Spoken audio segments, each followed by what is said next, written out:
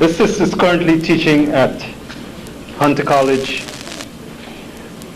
in the History Department, Black Studies, Black and Puerto Rican Studies.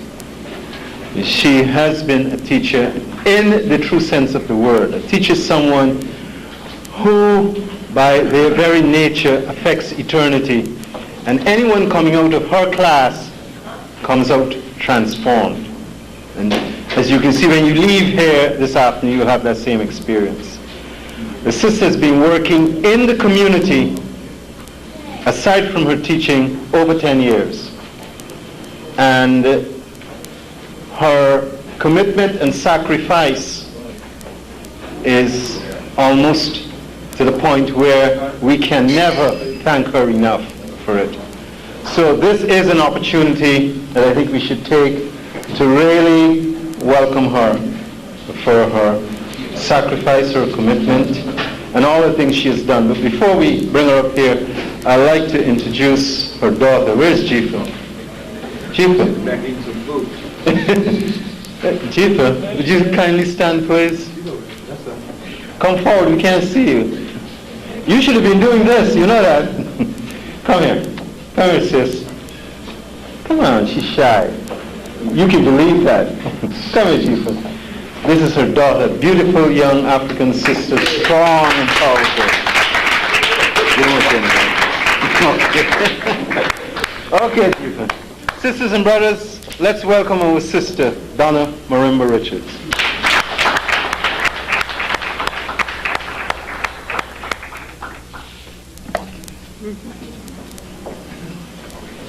No, come.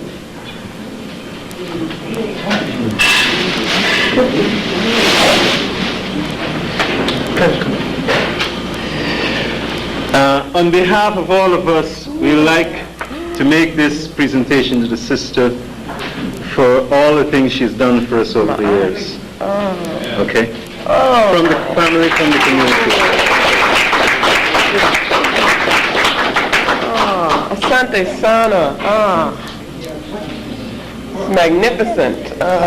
Ma'at, which of course I will be talking about today. Oh, Asante Sana. Adukwe.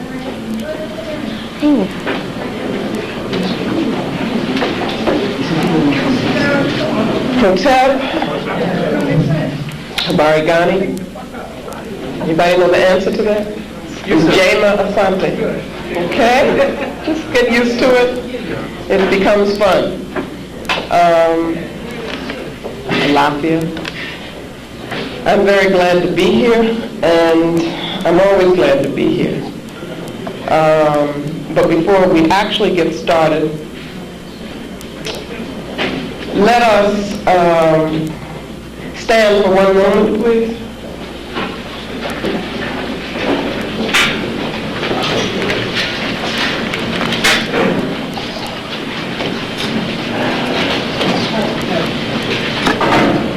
It's very important whenever we come together, especially when we are doing our serious work, that we be sure that the ancestors are here with us. So we will call them. We call upon the spirits of our ancestors, the Insamanfo, the Egun. We ask that you give us the energy to do your work. We ask that what we do here today has your blessings, and that we are able to demonstrate to you that we are accountable to you, and that we will avenge your spirits. Let us speak in Ma'at today, and let us feel our oneness in African familyhood. Ashe. Asante Sana.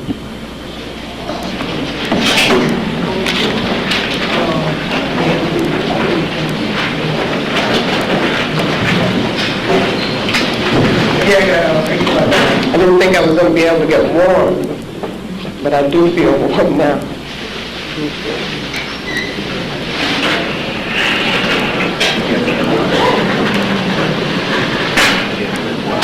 Make sure. Sure. Okay. The issues that I'm going to be raising, we're going to be talking about, has to do with work that I've been doing over quite a long period of time. That has to do with analyzing critically the nature of European thought and behavior. And I have a major work which I hope will one day you will be able to see. It, to me, is very important that we do understand the nature of European culture, because if we don't, then what happens is we don't realize when we are taking on values, behaviors, thought habits or mental habits that indeed come from, not only come from Europe, that's not the point, but which act in the service of European power and which are actually anti-African. So we must identify those so that then we can be cleansed of them. And of course, I am going to spend some time talking about African conceptions and the African worldview, so that we can use these conceptions for the purposes of reconstruction. Let me just say that Brother Inouye said that I had been working in the community for 10 years. He was referring to a particular project, an organization. I've been working in the community much, much longer than that. But there is a particular project that we have, a family that we have called the African Heritage After School Program, which meets twice a week in Harlem. And we have been meeting for 10 years, and that is kind of exciting, the things that go on with these young people. To see them thinking critically and thinking from an African-centered perspective is very exciting. And I would talk to anyone who is interested in starting a similar program. You can talk to me after we speak today. This is working. Okay, so it's very important always when we talk together, when we think, to put our thoughts, our analysis into a frame of reference. One of the problems that we have is there's so much to do. The brother who is in danger of losing his life, of actually being assassinated in Philadelphia, we have to support him. We have to support our children every day who are under threat. We live in constant threat, so what happens is that it takes away sometimes from our ability to conceptualize what it is that we see ourselves as doing. It takes away from our ability to have a plan that goes beyond next week or 2 months. We need to be thinking about where we expect to be in 5 years. We need to be thinking about a 10-year plan, and any plan has to be put into a frame of reference. What is it that we expect to see eventually? And I want to share with you just a couple of quotes from 2 brothers who I believe are doing a very important work at this point of giving us clarity as to what are our objectives as Pan-Africanists, African nationalists. The first one is Nation Building, is the book by Ajay Akoto, who has been involved in African institution building for over 20 years, has a school in D.C., that is a group of them have a school that has been in existence for 20 years, an African independent school, which we don't have. a camp, land in Virginia. My daughter has been going to the camp for 6 years now. This is an opportunity for our young people to actually live the kinds of things that we're talking about.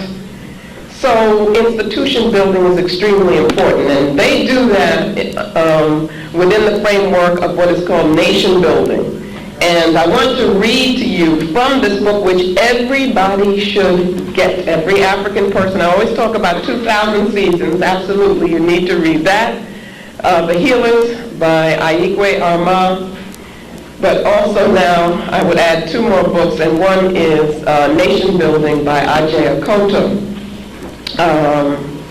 Let me read this. Nation building is the conscious and focused application of our people's collective resources, energies, and knowledge to the task of liberating and developing the psychic and physical space that we identify as ours. It involves the development of behaviors, values, language, institutions, and physical structures that elucidate our history and culture, concretize and protect the present, and ensure the future identity and independence of the nation.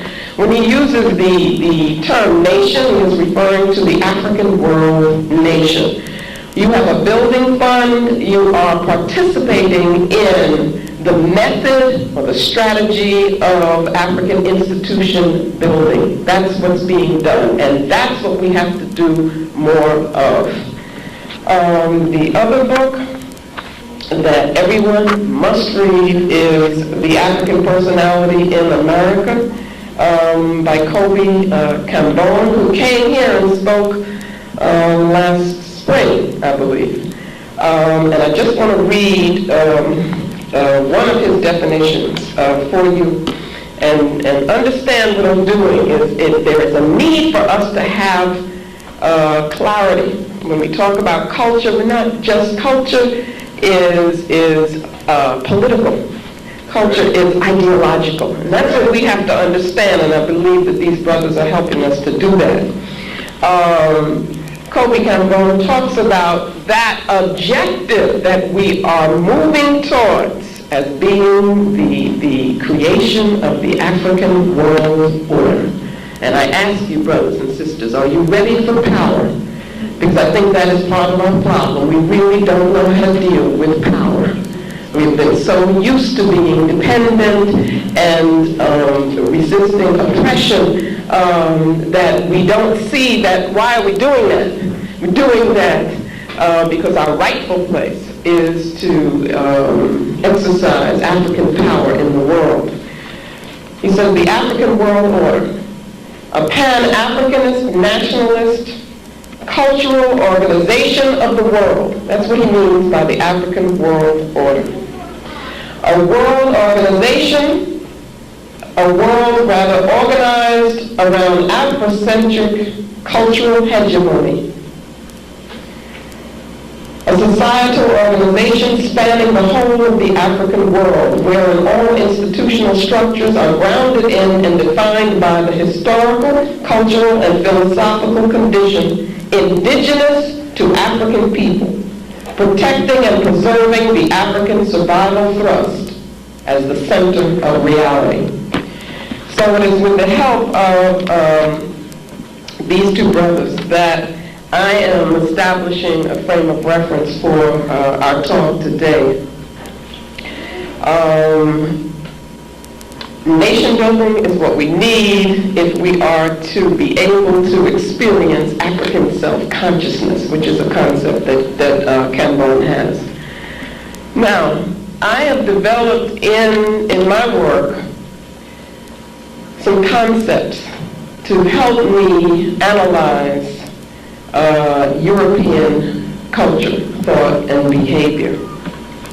And I do that because it is my belief that we cannot use European methods of conceiving of reality if indeed we are to, number 1, look critically at them, but number 2, to understand ourselves and where we need to be going. So what I've been attempting to do is to reconceptualize, that is to think creatively, using an African frame of reference, using the African worldview.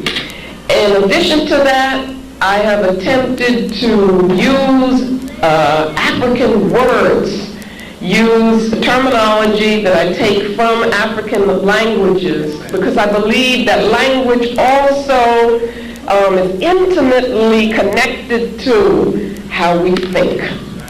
Language is one of the most important and critical aspects of culture. And so, obviously, we may not be able to immediately take on an African language, but we can begin to do that, because there are things that we have to think about. There are things that we do think about that really cannot be expressed in a European language. And so we are hampered by that language, and we have to do all kinds of things with the language, which we do very creatively. And so I just want to mention very briefly some concepts that I have developed. One thing is, people are now referring to the period in which we were kidnapped, raped, taken from the homeland, and then placed into a slave order here in this part of the world. We are referring to that as the Maafa. Maafa is a Kiswahili term which means great disaster. And I just got to the point, I didn't want to be talking about the African Holocaust, as if we're, referring, there's another Holocaust, and then this is ours, and so forth. And I just wanted to get us used to using some African terms. So in Let the Circle Be Unbroken, which is a small book that I do not have with me today, I introduced the term the Maafa. So if you hear it, that's what it's referring to. And it's very easy, and we can all do that. We can do it with our children. We can get used to it, okay? Now, M-A-A-F-A. Very simple, Maafa. Another term, Asili. I use this as a concept to refer to the germinating seed of culture, of any particular culture. Asili means seed in Kiswahili. It also means origin. It also refers to the nature of a thing, to its essence. And so I use this, the concept was that if you could look at a culture and identify its asili, its seed, then you could understand how everything relates in the culture. So that asili in this sense becomes something like the DNA of a culture. That is, it's a germinating principle. It is a genetic information that once that asili is in place, it will seek to fulfill itself. And everything that the people within the culture create will be in the fulfillment, towards the fulfillment of that asili. Okay? A-S-I-L-I, asili. And I want to show you how it works. I got the opportunity in our session with the youth on Friday to use it with them to show them how they could analyze European behavior. We looked at the New York Times, and there was on the front page the reporting of Bush sending 28,000 troops into Somalia, right? So I said to them, after explaining the concept, we've had a lot of discussion, so they're prepared for this. Why is he doing this? Okay, I said, now suppose he says, we're doing this because we want to help African people, right? So how do you use the concept of asili to help you know why he is doing that? Well, In my analysis of European culture, I've come to the conclusion that the European Asili is based around the pursuit of European power. And what that means is that every single thing that Europeans do is about the achievement of European power, which of course implies the domination of African people and other quote-unquote non-European people, okay, or other majority peoples. So that you look again at that article and you're not confused, because you say, no, Bush couldn't be sending in those troops because he cares about us. He's got to be doing that in the pursuit of European power. That's very simple. But that's what we need. We need something to clarify everything for us, because we get confused. We get the good white people, you see, coming at us and we say, oh, well, that's different. Doesn't fit. But if we use the concept of Asili, we will understand that whatever it is that they are doing, whatever terms they use, however they come at you, you need to be thinking about what? How is this going to facilitate their power and help them to dominate me? Okay, so that's how I have used the concept so that I can then look at various aspects of the culture and show how it all fits. And when I say that, I mean you can explain how their concepts of beauty fit into that. You can explain how their religion, you see, fits into the pursuit of European power. Those are the kinds of things that confuse us. And what I do, because I think it's the most important, you can explain how, or you can see how, academic institutions also exist so that Europeans can control our minds. Do you see? Because very often, usually, we want to keep that separate and say, no, that's not about ideology. But it is. Believe me, it is. And that's what I'm trying to show. So that what happens to us is that when we think that we are learning and we are in these institutions, we are actually kind of taking on European assumptions and presuppositions about the nature of reality.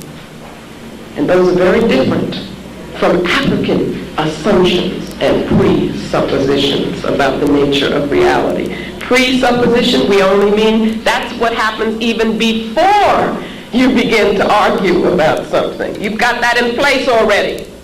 We're not aware of what it is that we're picking up from these European conceptions that actually goes against the African spirit. And that's what happens to us in these academic institutions.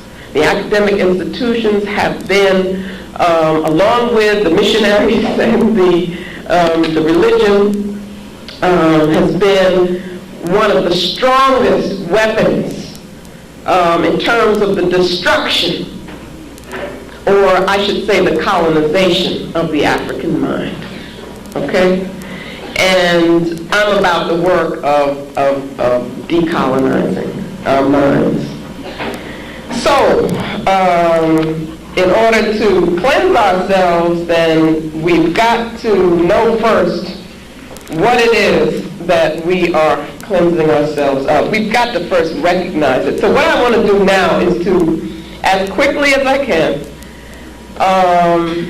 go through some of the more salient aspects of European thought, European conception of reality.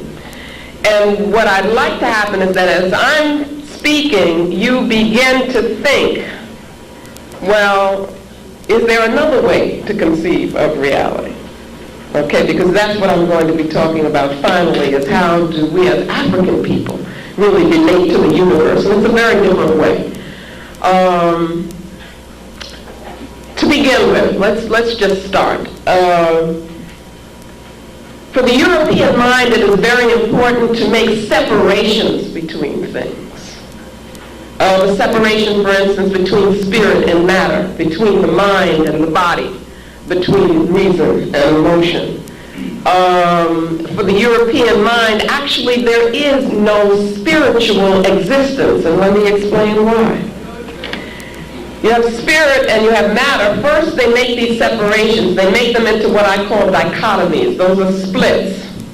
So you get oppositional pairs between these two things.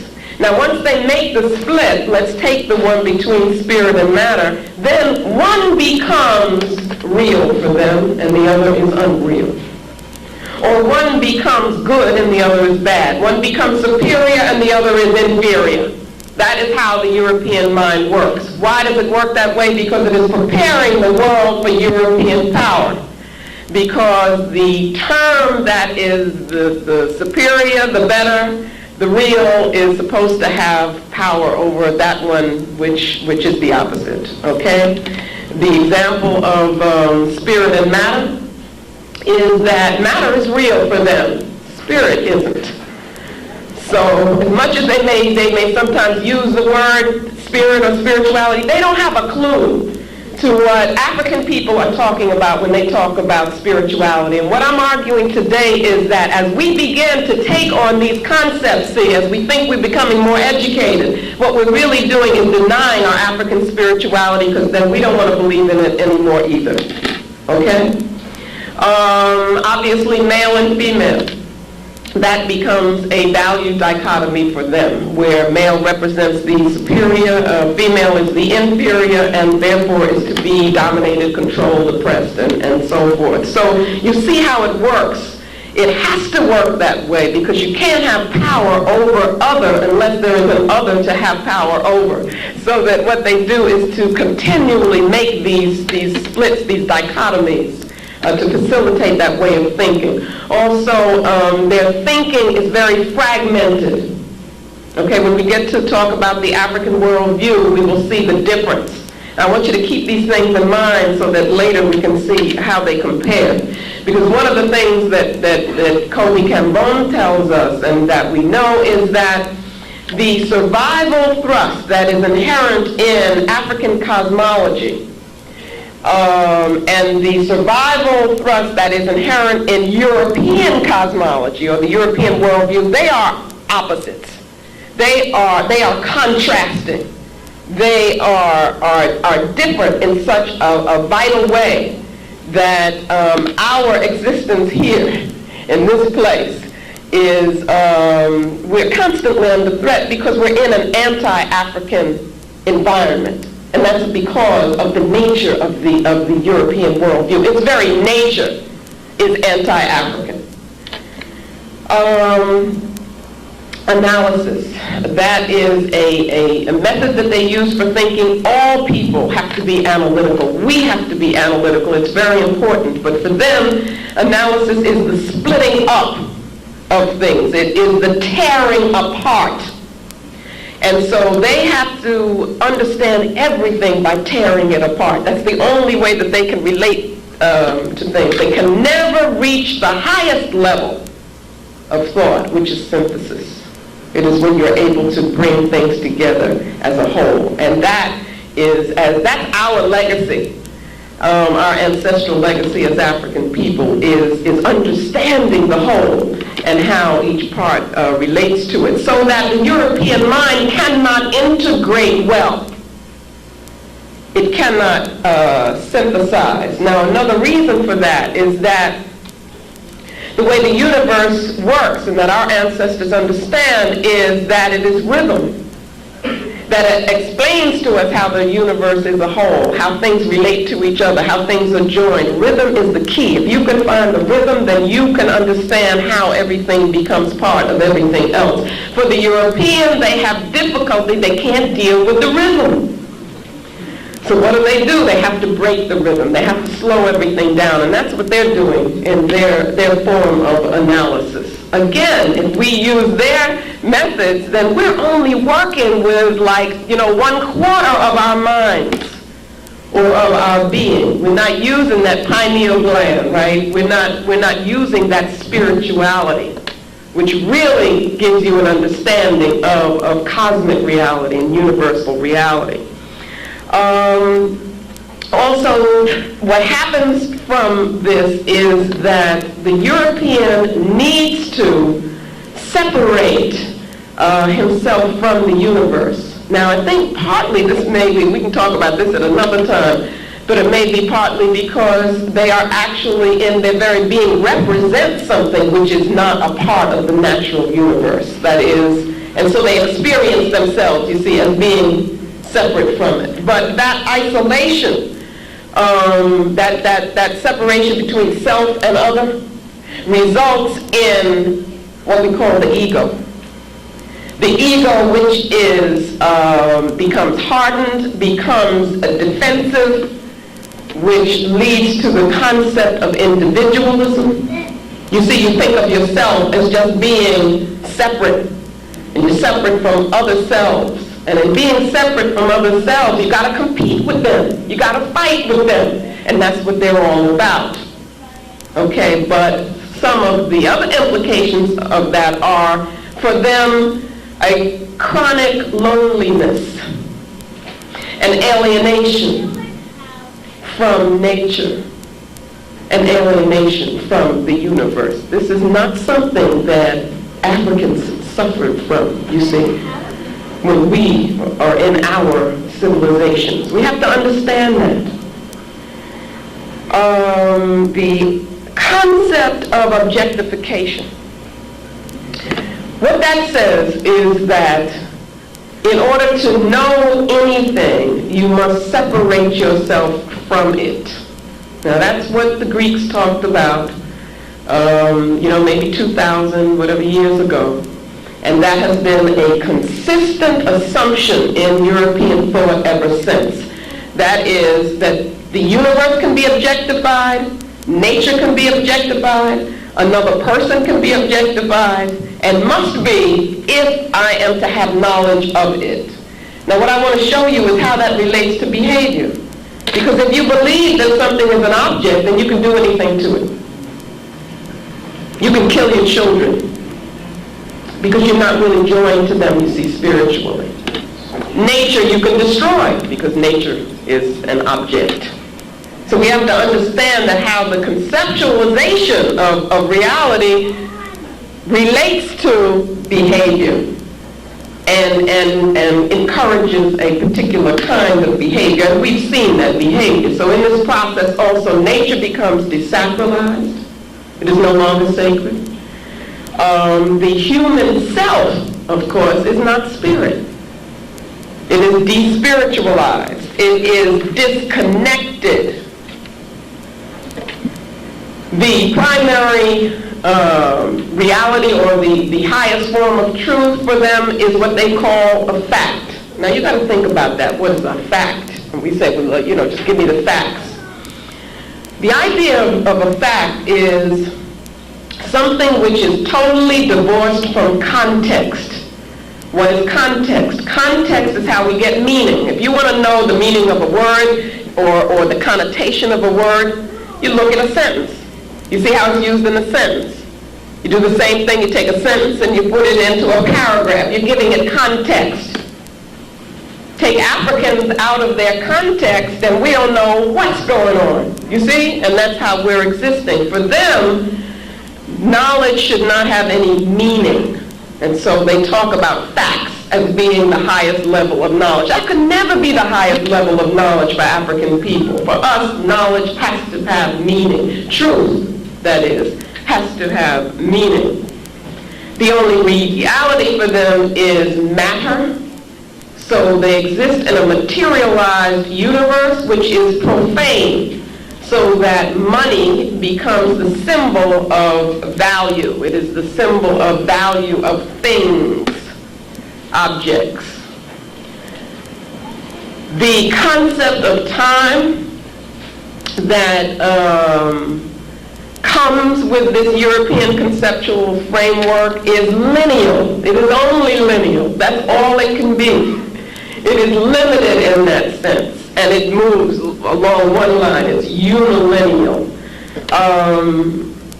For us, when we think in terms of lineal time, we're only thinking on a secular level. That's only profane. For us, sacred time is non-lineal time. The Europeans cannot get to that level. So for them, to speak of the past, the present, and the future is to speak of three different things which cannot connect. For us, we live with our ancestors because they're not in the past. You see, they're in a time where we all are together. We can know the future because the future is part of what we are. So we go to our priests and we had readings. That's what we're talking about because we're existing on a sacred level at that time. We still exist in lineal time. You plan for tomorrow when you get up and you go to work and so forth, but that's not all there is. There has to be more. There has to be another level. For the European, there's only that level. That's what we have to understand. It is very limited. What happens also with this, well, of course, for them, there's no ancestral presence. They don't believe in the ancestral presence. As much as they may talk about Columbus or Washington or so forth, they only see that as kind of validating who they are and forcing that into our consciousness. But when we talk about our ancestors, we're talking about a presence that helps to form who we are and helps to form our consciousness. And so what you get from this is an evolutionary, a unilineal, one line, unidirectional evolutionary model. And if you think about it, that's how they teach all history, science, anthropology, and everything. So what they can say is that all of humanity is moving towards civilization. But they haven't reached it yet. But who has reached it? They have. Which means that all differences in culture for them are explained in terms of the fact that these people just haven't gotten to where we are now. We're civilized, they aren't. That comes from, again, that unilineal model. So progress for them is only talking about how you can have technological efficiency, the efficiency of machines. It is only a material concept. They're not talking about how people treat each other. You know, they're not talking about morality. They're not talking about how we regard children, relationships, marriage, anything like that. As long as they can show that we're defeating nature, you know, we're beating nature, you're conquering nature, then for them that's progress. And again, it's that unilineal model where it's got to be getting better and better and better. If we look at our ancient civilizations and we think about some of the knowledge, the wisdom that existed in those civilizations, then you really have to wonder, do people know more now? You see? What also comes from this lineal concept is this idea of, well, their idea of a future is unknown, it's abstract, and it's frightening. And so what they try to do is to predict it as much as possible, and that's what science is about for them, is how they can gain control, you see, of a future that they really don't understand. Because they don't understand time. They don't understand human existence.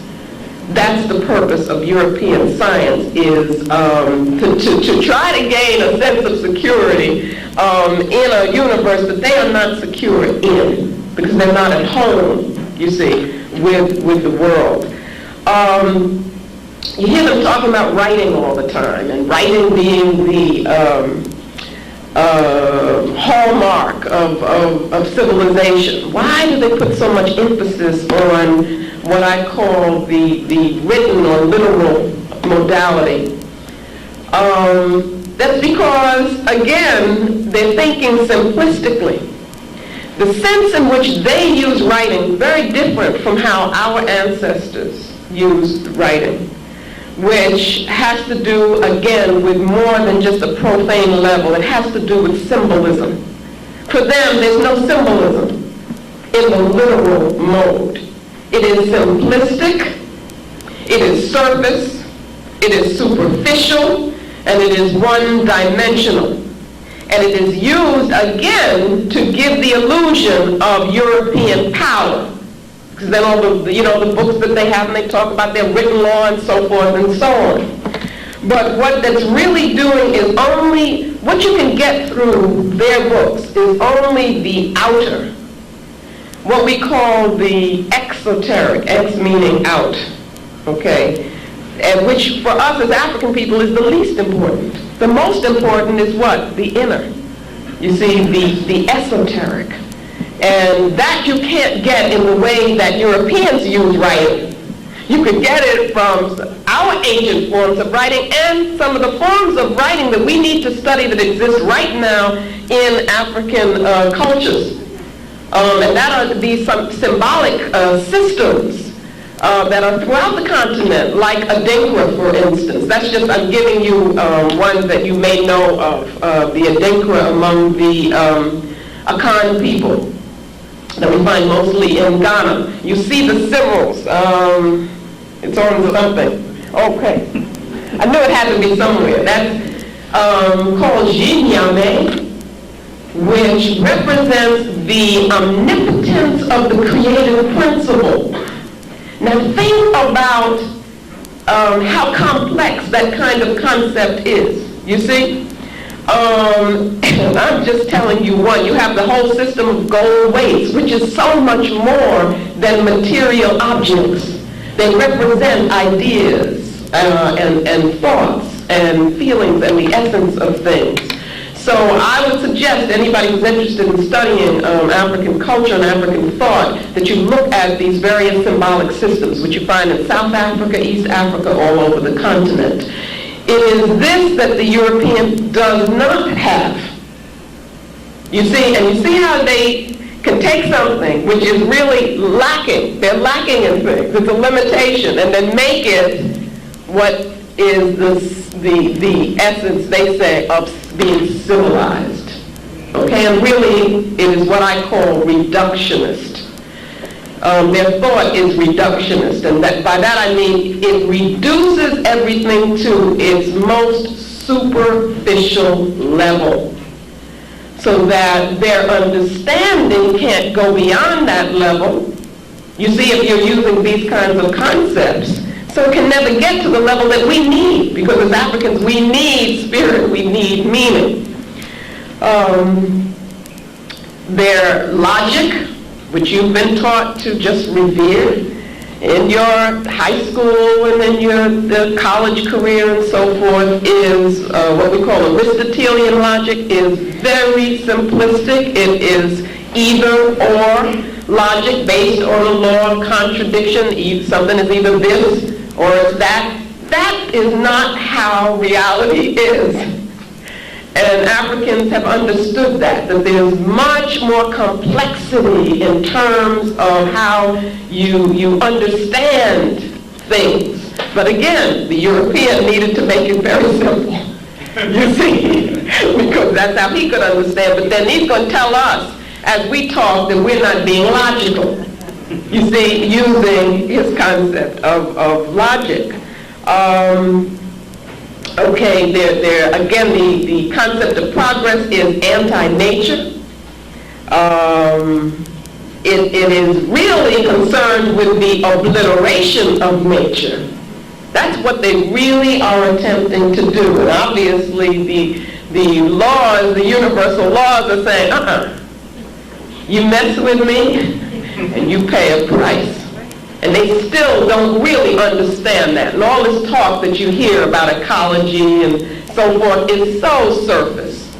You know, it doesn't get to the depth of understanding nature. So that relationships for them have always got to be exploitative. always got to be about power or control. So that's the way you relate in human relationships, that's the way you relate to nature, that's the way you relate to your children, and they relate to you, and so forth. Okay? Obviously, from this way of conceiving of reality, what comes is an individualistic ethic, an individualistic sense of self. All of this is very non-African competition, and it is all based on the will to power.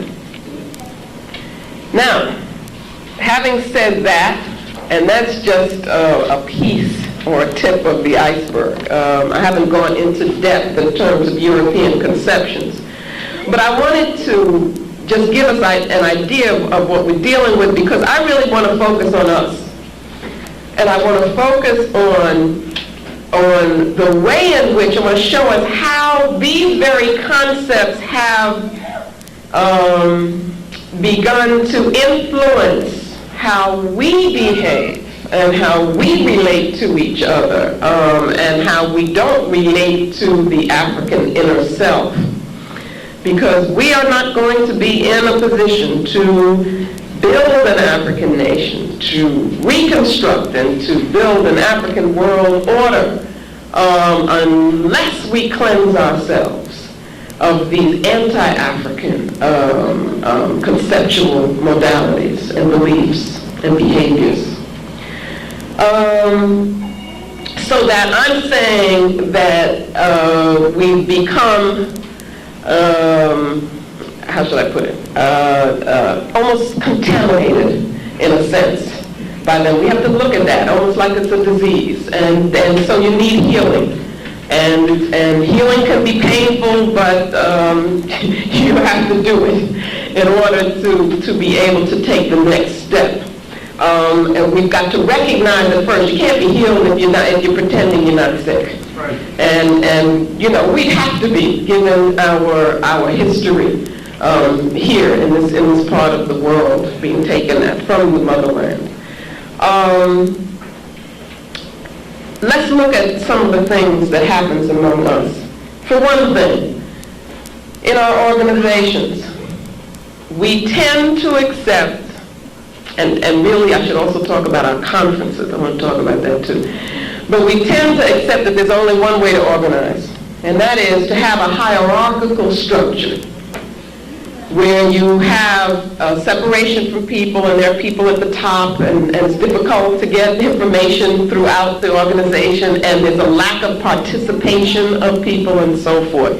We've got to reconceptualize how we organize ourselves and among ourselves and how we relate to each other. We've got to look at, I'm raising things that probably you've never thought of, but we've got to look at our decision-making procedures, okay?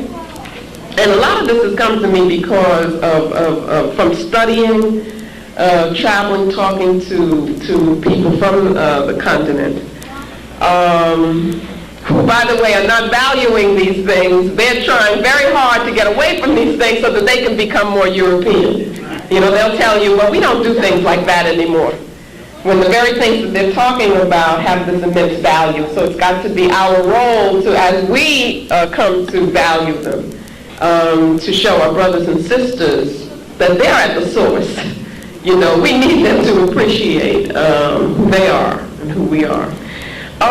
We make decisions in our organizations by voting. What are you doing when you do that? You see, you're dealing with individuals, and you're saying, well, how many individuals feel this way? Then you get a majority, and then you say, well, because the majority of those individuals here feel this way now, then everybody has to do what they say. Believe it or not, this is not the way decisions were usually made, you know, in African civilization.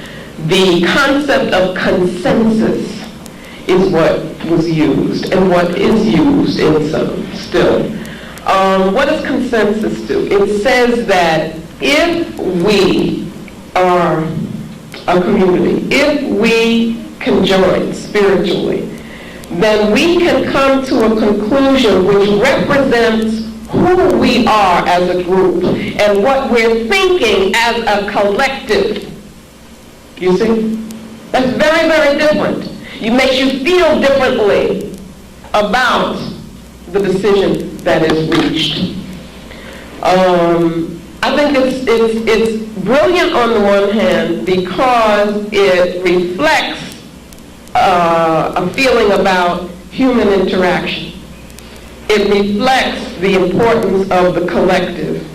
But on the other hand, we see voting as being very efficient. It's quick. Just put up your hand, who feels this, and so forth. Because what's the objective? The objective is get out of there as fast as you can. Whereas in the African community, the objective is to feel the oneness of the group and not to disrupt that. You don't care what decision. It's not the decision that's so important. It's that the group remains a group and thinks of itself as a collective. And you have people walking around and saying, oh no, that's not what I wanted to do. You see? These are some of the things that we have to think about. We have found ourselves becoming, no, let me not say more and more. Let's say, hope we're moving away from it. But involved in, embroiled in egotistical leadership. And I'm submitting that this is because of how we have begun to conceive of who we are. Not only as a people, but as persons. And because, this is deep now, we're running away from the development of the self, the concept of the self, which is so deep in African thought. Then what we end up with is this ego, which becomes very defensive, which sees any kind of criticism, any kind of questioning. All you got to do is question. And suddenly the person's saying, oh, you don't like me. You know, what are you trying to do to me? And then and then the other one is saying something else and so forth. And so what you get is this clash of egos. Okay, or you get, instead of movements which represent the spirit of the people, you get actions which are really just about what a particular ego needs at that particular time to feed on itself. We have to look at that. We have to look at our political behavior now. We have to look at our organizing, our movements, and so forth, and see what's really happening. I want you to use some of these things afterwards and see if you can't see what I'm seeing in another way. The concept of the ego is not an African concept. Okay, it comes out of a very bankrupt, very sick, patriarchal theory of human psychological development. Comes from Freud. And people all around Freud, before Freud, very, very sick. But we accept that, and we become embroiled in it, as I said, okay, where our goal is no longer what is it that the collective needs. And I'm here working for the collective is rather how popular can I look? You know, what's my image? How can I get a large audience to praise me? How can I use the media? How many shows can I get on? You see, and then we find ourselves relating to that. When we see that, oh, that's a leader. No, what we've got to be about has got to be something with much more depth. We also have become involved in controlling relationships with each other, exploitative relationships with each other. These are things that we have got to start looking at. Because we're not talking about taking power and then being or trying to be European. That would be crazy. We're talking about returning to our centers, which is African. We have become very patriarchal. which is totally non-African. I can't tell you how non-African that is. I mean, I don't even think, in Diop, in his studies, hit on something which is so deep, so fundamental, and so little understood. I don't even think he understood it. I really don't. But he touched on it, so we should take it from there and then really study it and understand it. And that's when he talked about the matriarchal nature of the Southern cradle or of African civilization as opposed to the patriarchal nature of Europe. But that what he calls matriarchal, which we could call matrifocal, mother-centered, that's a very, very deep spiritual concept. It goes beyond just talking about women and men. It's very deep, and that's what we need to come back to. But at any rate, I'm saying that now we have accepted a patriarchal model, and because our people in general are not developing themselves, their inner selves, as they should, you get insecurity on the part of our men, who then must express that in terms of a need to dominate women. That's not an African model, because in the African model, there is neither domination of one or the other. We can't function that way. Aikwe Armand talks about that. The European feminist movement is about women dominating. You see what I'm saying? Or becoming men, or whatever. It doesn't speak to anything that we need to be talking about, because they have to see things as I dominate you or you dominate me. Whereas for us it doesn't work that way, and we'll see what happens when we come to the African worldview. We have become very materialistic. Very materialistic. Where our goals are all in terms of our material goals, where we're measuring success in terms of material possessions. Even the ideologies that we look to, that we think are revolutionary, hear what I'm saying? Are very materialistic. They are not dealing with spirit. We need an African revolutionary ideology. Do you understand? So that the worth of the person we're now looking at in terms of what they wear and the things they have and how far they have moved up, you know, in this whole system, this goes against the African self. So we're living constantly in contradiction with ourselves. We have done that so much so that there is now among us a devaluation of spiritual life. And by that I mean that we don't see it as being important. Whereas in the African context, it was the most important thing. It was the basis for everything. It doesn't mean that we weren't practical. Doesn't mean that we didn't plan, that we didn't build, but we did that all for a reason, and the reason was a spiritual reason. And so now what we have done is to, in taking that spirituality out of our lives, we end up with a lack of belief. Can't have African people with a lack of belief. Spirit has no place, or the spiritual has no place in our organizations. Think about it.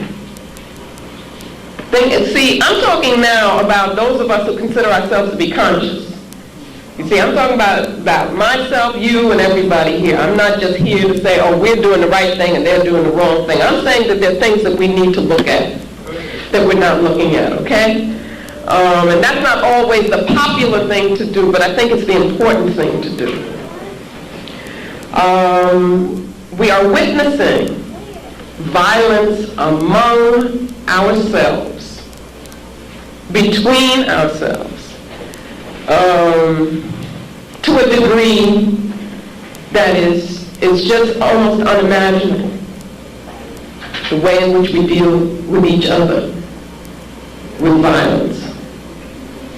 Now, we know that a lot of that comes from a lack of political consciousness. So that, and it comes also from a lack of direction and guidance. So that we will have our youth valuing violence between them. And that will become almost a rite of passage for our male youth. That if you know how bad you can be, how much you can destroy another brother, that is the proof of your manhood. Well, I say that really represents our failure to have the structures and the institutions within which they would learn what it really means to be an African man. And at the same time, and this is a little difficult to deal with, I think it is partly a reflection of them being prepared. How many people know what, I will say, Ogun is? What's Ogun? Anybody know? Iron and what else? War. And I believe that Ogun's spirit is here and is in our youth, and that we are unprepared to deal with that. We're unprepared because we're still afraid. And so what we do is we tell our youth, no, that's not the way. And what they do is turn that in on themselves. And so they are very violent towards each other. But there's a place for violence. It's got to be organized. You see, you have to understand what it is that you're all about. We are the ones who are supposed to do that, to understand, to analyze, to have a plan, to have a goal. We're afraid of it. And we're afraid of power. You see. Partly the violence is because of our being separated from each other, being afraid to connect with each other. Again, this is not the African way. This is the European way. It's partly because we no longer feel each other's pain. You see? If you can treat someone like an object, then you can do anything to them. We don't realize that in inflicting pain on a brother or a sister, that we are inflicting pain on ourselves. These are the kinds of things that come with a conception of reality that is anti-African, that is European. And that is what we must cleanse ourselves of. We are not relating to our ancestors as we should. In the African conception, the ancestral being is a part of our being. You hear the youth talking about it in some of the songs now. You see, you got to listen to some of them. And Arrested Development would be one of those groups, right? Here, listen to some of the concepts that they're talking about. But we tend to no longer relate to the ancestral part of ourselves, to our ancestors. We don't understand the cycle of death and rebirth anymore. So we don't deal properly with death. It is very important that when an African person makes the transition from physical existence, that we perform ritual. Funeral ritual is extremely important. Because we don't believe in the ancestors anymore. We don't believe that there's a continued existence on a spiritual level. Then we don't really pay that much attention. You know, we go through the motions, but we don't really believe. If you understand African conceptions, if you understand African conceptions of personal development, of spiritual development and responsibility to the group and so forth, then you have to think, what does it mean if so many of our youth are being killed, assassinated? That is, before they have had an opportunity to go through what is for an African the natural life cycle, to fulfill yourself through marriage and having children, and then becoming an elder. They're cut off at an early point in that development. What happens to them spiritually when they die? Think about it. That's right. So that there are rituals which we must perform for all of those spirits which are not at rest, which are not fixed, you see, so that they can be positive spiritual forces for us, as opposed to continually causing the violence between us, the confusion, and so forth. Now, these are concepts which, if you do not have belief in spirit, they won't sound like anything to you. Sound kind of crazy. But all African people have always believed in the continuity of spirit and in the cycle of death and rebirth.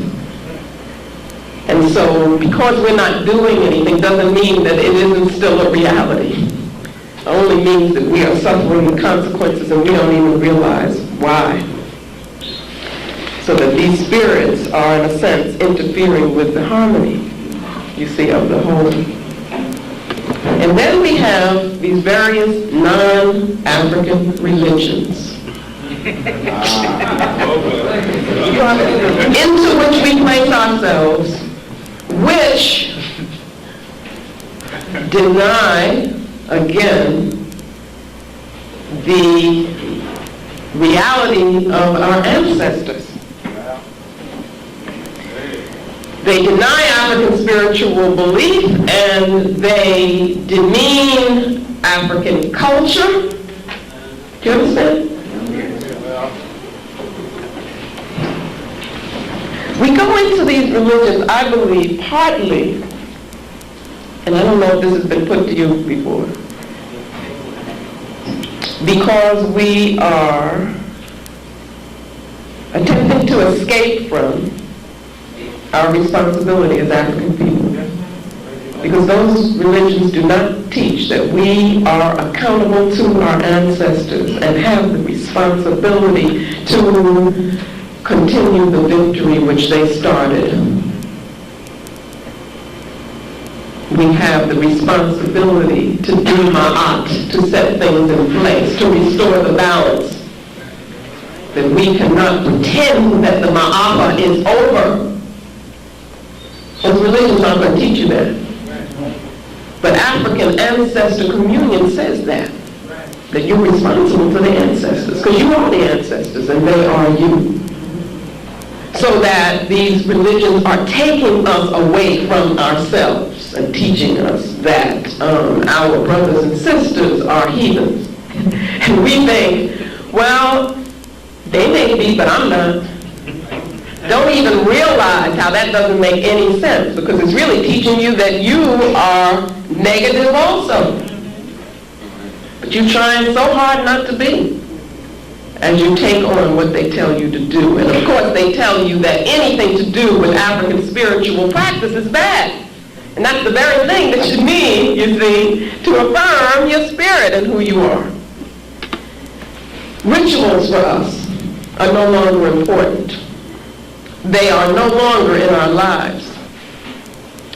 Ritual drama is not used among us. Ritual drama has to do with the participation of everybody. You see this audience here, I'm hearing something from you and that makes me happy. I don't want to just see passivity, because that's not the African way. But we get used to, we say we go into the theater. So you're going to see something which is based on a Greek model, right? An Aryan model, where you're not supposed to move, and only the people up there on the stage are supposed to do anything, and that's the same way you're thinking about with your music. You know what I mean? You want to go to a symphony, performance of European music where you better not make a sound. That's not us. And so we can't have our spirit affirmed and energized in that kind of context. We got to begin looking at that. But that's what we want to take on all those kinds of behaviors and feel that we're being more superior when we do that. Learning for us now has become focused only in institutions which we usually do not control. That is, in European academic institutions. So we feel okay because we're sending our child to school and say that they are learning. They're getting an education. They'll be secure. That's all they need. That isn't an African concept of learning. African concept of learning is holistic and total. And we're just giving up our responsibility. Our concept of learning is not academic. Academic means by definition that it is divorced from life. So that we are neglecting the larger part of our children's development as we become so sold on this idea of school. That's all I have to do is make sure that they go to school. Most of the times we don't even know what's being said to them in those classrooms. But of course, we should know that they're being taught European culture in those classrooms. And what did we say that European culture implied because of the nature of the European assembly? It implies European power. So they are being taught that Europeans should have power over them as they go to school. You see, we have to begin looking at all of this very, very seriously. But you see, once you begin looking at it and understanding it, then with that comes responsibility. And that's what we don't want either. Because ancestors forbid we should have to build our own school. And we can't just imagine of doing something like that ourselves. We've got all the skills, by the way. We have everything that we need to do that. So we got to think, well, why have we stayed away from that so long? Especially in the New York area. Especially. You know, you think of all the talent that you have in New York. Why is it that we don't have independent schools there? We have had some. We should have so many more. And they should have been able to survive. You see what I mean? We should have more now, not less. Think about it. I think it has to do with the mentality. Okay? And then we are buying into this concept of objectivity, which has been used to control us. Oh, I don't want to be emotionally involved. I'm being objective. How in the world can you be objective and be a human being and be an African and you know, live in a culture? How can you be objective? What does that mean? You know, a machine is objective. Maybe. See what I'm saying?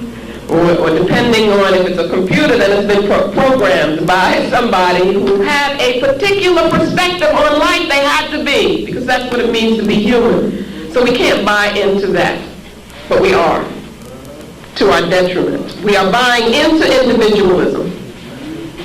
Even our concept of family now has become 2 or 3 people. That's right, and we say, okay, I'm doing this for my family. But that is nothing in terms of the African collective. We are separate from each other. We are separate from spirit, and we have an ideology of go for self. Let me make it myself. And that's what our youth are learning, and that's the most detrimental thing to an African consciousness. Is individualistic ideology. And we have to look at how much we have accepted that. What that also means is that we have a lack of sense of accountability. You see, we can't blame our children for doing what comes right out of what we're doing. Who are we accountable to? Remember those egotistical leaders I talked about before?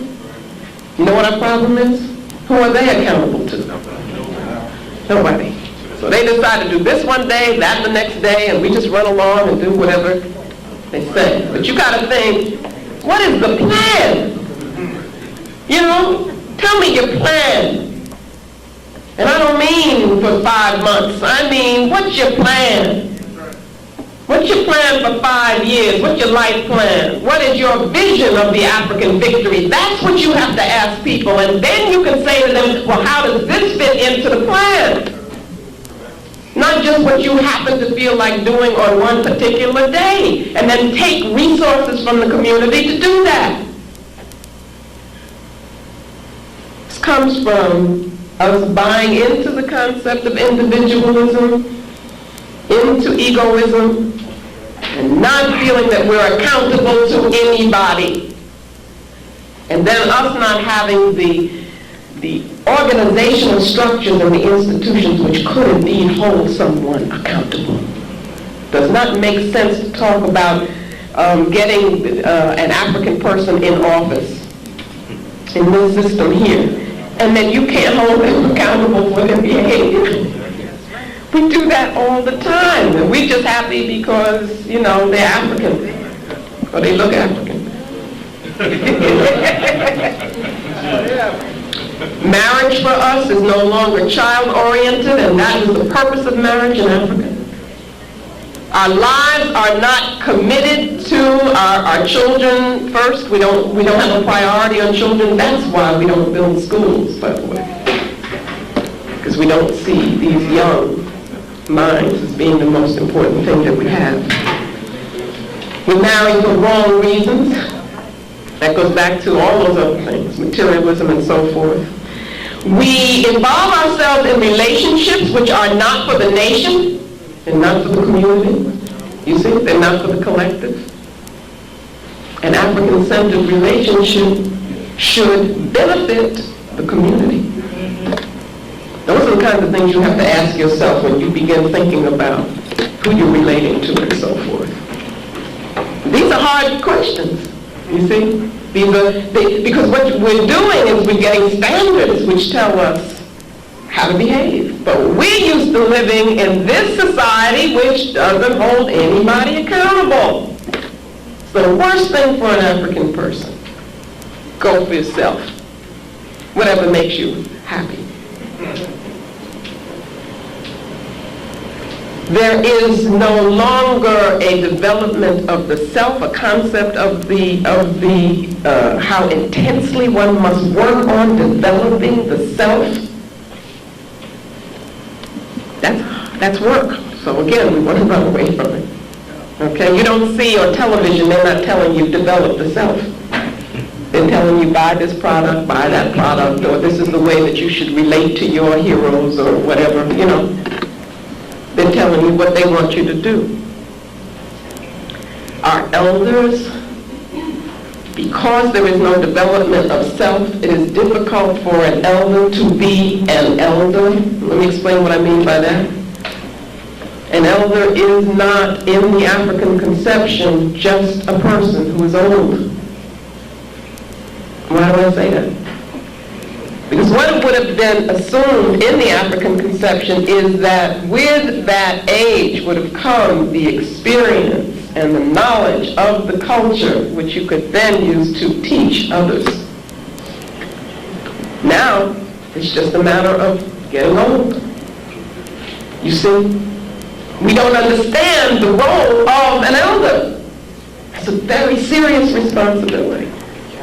And then we don't have the respect for the elders. So you see how those things feed on each other. And now I'm going to deal with something very, hard to talk about in a group and a large audience, but I think it's very important because I want to show you how I'm consistent in everything that I talk about. And I'm doing this because of how much I love African people, and I believe that it's urgent. Brother said earlier, it's urgent. This is urgent. The time is now. We no longer have a spiritual concept of sexuality. Yes, ma'am. Get on. We see people as sex objects, and therefore they're no longer human. That's not an African concept. Therefore, we engage in what I call profane sex. Let me tell you what I mean by that. There is no sacred concept of the interaction of human beings, so that, and I say this word sex is, to me, a European concept. It becomes a commodity. It can be a commodity. It can be bought and sold. We become promiscuous. We have no discretion. We involve ourselves in sexual behavior which expresses only narcissism. Okay? And I may be stepping on people's toes or whatever, but I believe that all of this is a part of nation building. It's got to be. I mean, in Africa, it certainly was. Accountability all. Yes, ma'am. In Africa, how you expressed your sexuality was seen as important as how you plowed the fields, as how you organized the warriors to defend the group. It's all, we are whole beings, okay? Narcissism is fixing on and seeing everything in terms of the physical pleasure, or what you think is the physical pleasure of the individual self. That's all it is. We live here in Babylon, in a society which is narcissistic. And I'm saying that we have taken that on. And that accounts for many of the sexual behaviors that people are involved in. Do you understand? And I'm going to show you a very, very different concept. That kind of idea of sex is anti-life, by the way. The African Asili is pro-life. I want you to keep that in mind. And you can only get that kind of concept by separating the physical, you see, from the spiritual, and then denying the spiritual. Everything becomes physical. Okay, I'm going to jump to another area, and that is our dependence on Western medicine. And by that I mean, I'm not saying, you don't go to the doctor and so forth and so on. I'm not saying that. I'm saying we have become totally dependent on a particular concept of, I don't want to call it healing because it ain't a concept of healing, right? I don't know what to call it, but in that concept is no idea of prevention. They cannot talk about prevention. They tell you it's prevention, but when you look at what they're talking about early detection. Is that prevention, I ask you? Did you ever think about that? Just finding this disease, in its early stages. That's not prevention. So if you ask them, well, how do I keep myself from getting that? They can't tell you. This was not the African concept of healing. And it comes about again because of separation of mind and body, the spiritual and the material. And so what happens within the context of Western medicine is that the symptom is treated, even if it means causing something else, as long as you get rid of whatever that symptom is for that period of time. You haven't gotten to the source of it, it doesn't matter. And that's what we're involved in. So involved in just taking a whole lot of pills and artificial synthetic things that obviously are poisonous to the body. So what I'm saying is, you have to understand that most of the physicians that you will go to they haven't learned anything about diet. They don't know anything about nutrition, because that's not what's taught in the medical schools in this country. Okay? And of course, spirit for them is unimportant. They don't know anything about the spirit. Now, an African would ask, how in the world could you heal me if you don't know anything about the spirit? You see? But I'm saying, what I'm trying to show you is we don't ask these questions anymore because we've gotten so used to thinking in another being's mind. You see what I'm saying? We're so out of our minds that we don't ask these questions. Doesn't even seem peculiar to us.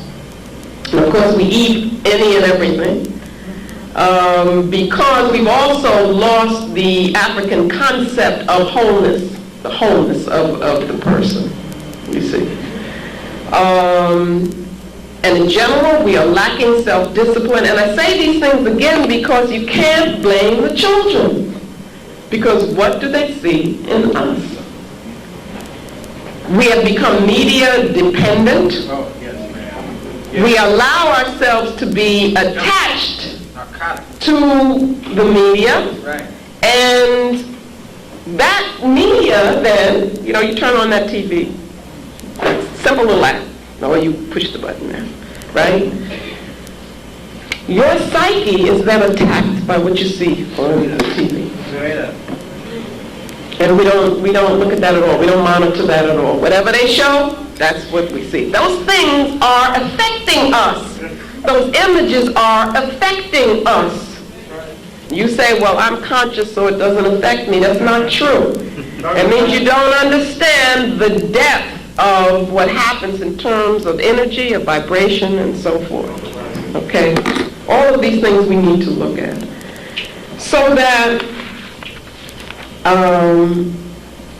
that is what I wanted to give as a little picture of how I see us being affected, contaminated by the European worldview, European conceptions, how they are acting on us. And so you say, well, what do we do? What can we do? There's no reason to feel defeated at all because we have an ancestral legacy. There is the African worldview. There is a whole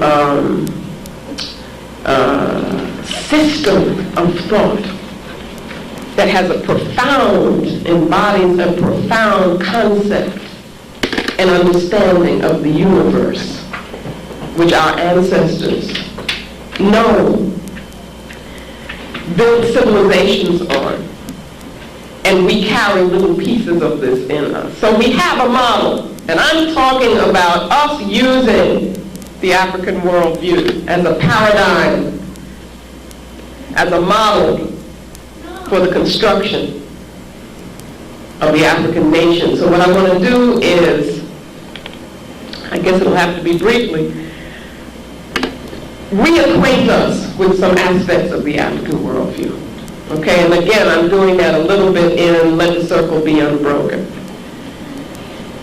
For one thing, the African worldview gives us a picture of the unity of the universe, where all things are interrelated and interdependent. There is the idea of wholeness, a holism we get. Also, participation in that universe in a very real way is what happens by virtue of being African and understanding this view. Synthesis becomes very important. Again, wholeness. Intuition is knowledge that comes from within. That doesn't mean that it has no relationship to what is outside of us. But intuition, using that, is the way in which you connect the inner to the outer. And for the African, intuition is extremely important.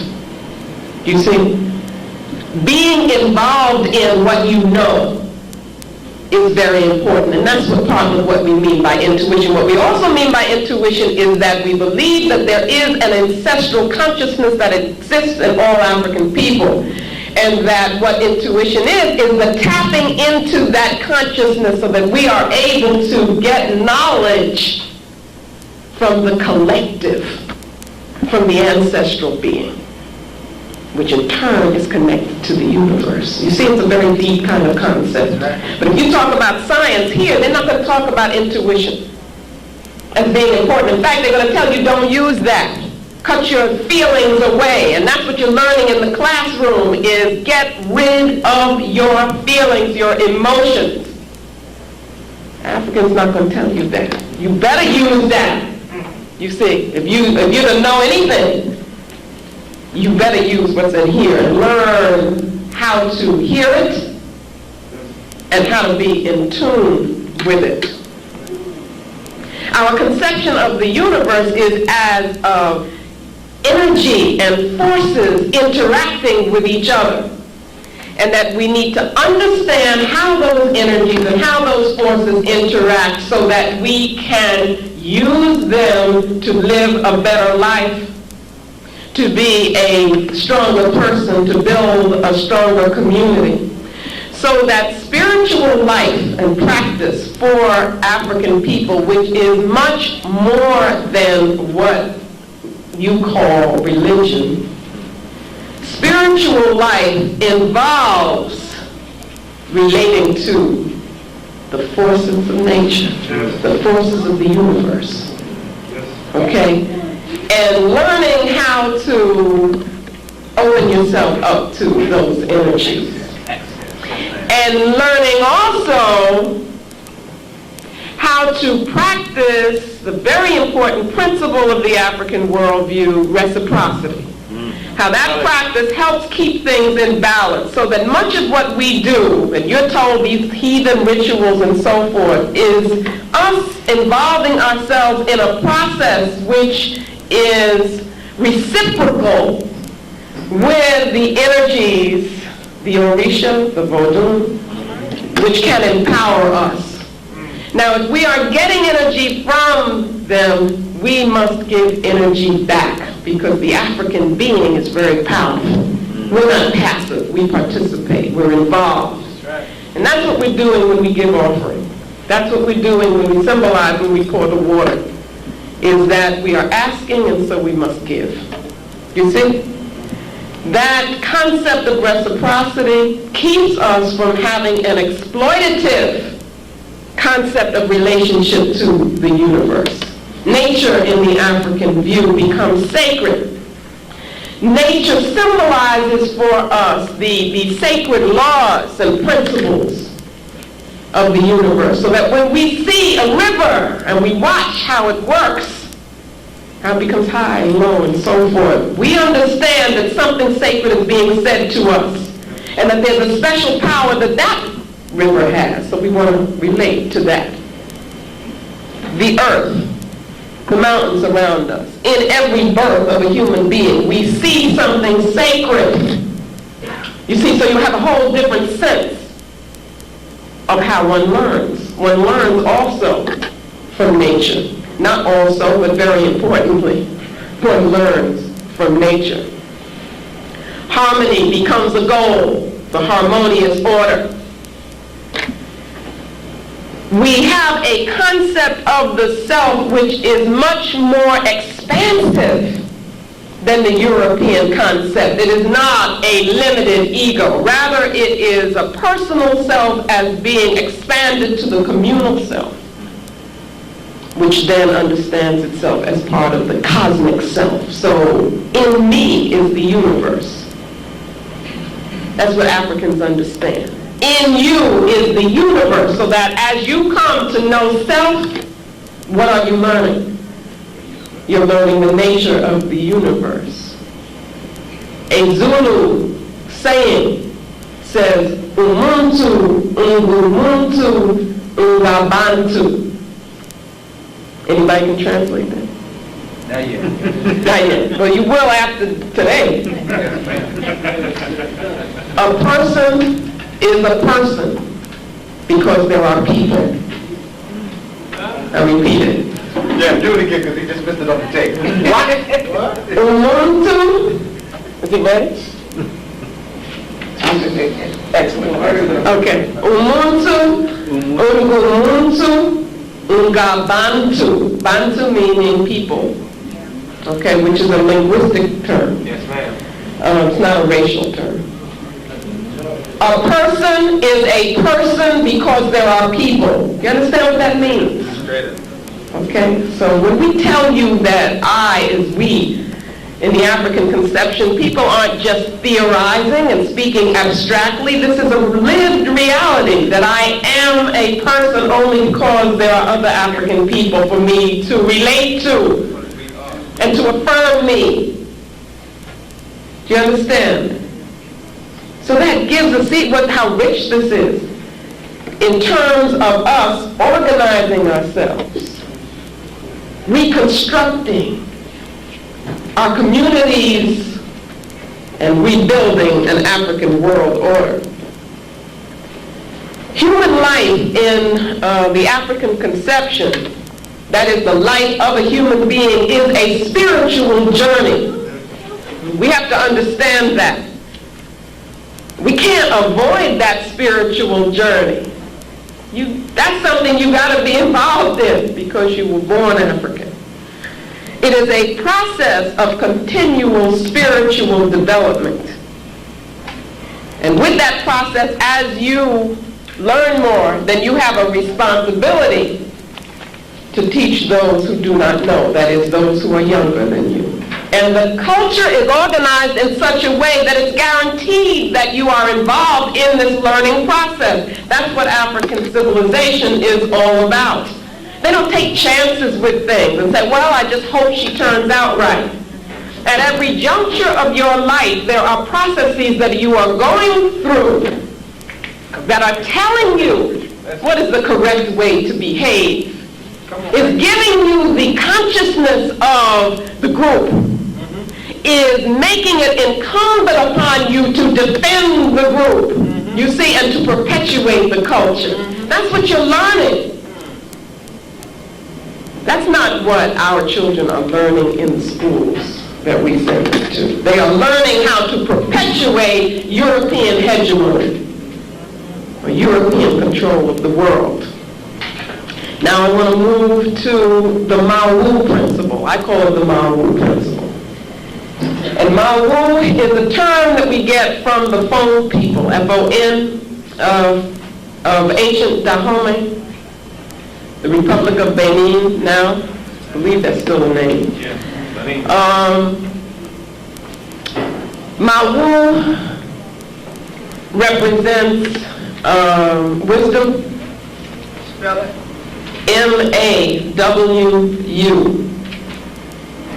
The East, the night, the moon.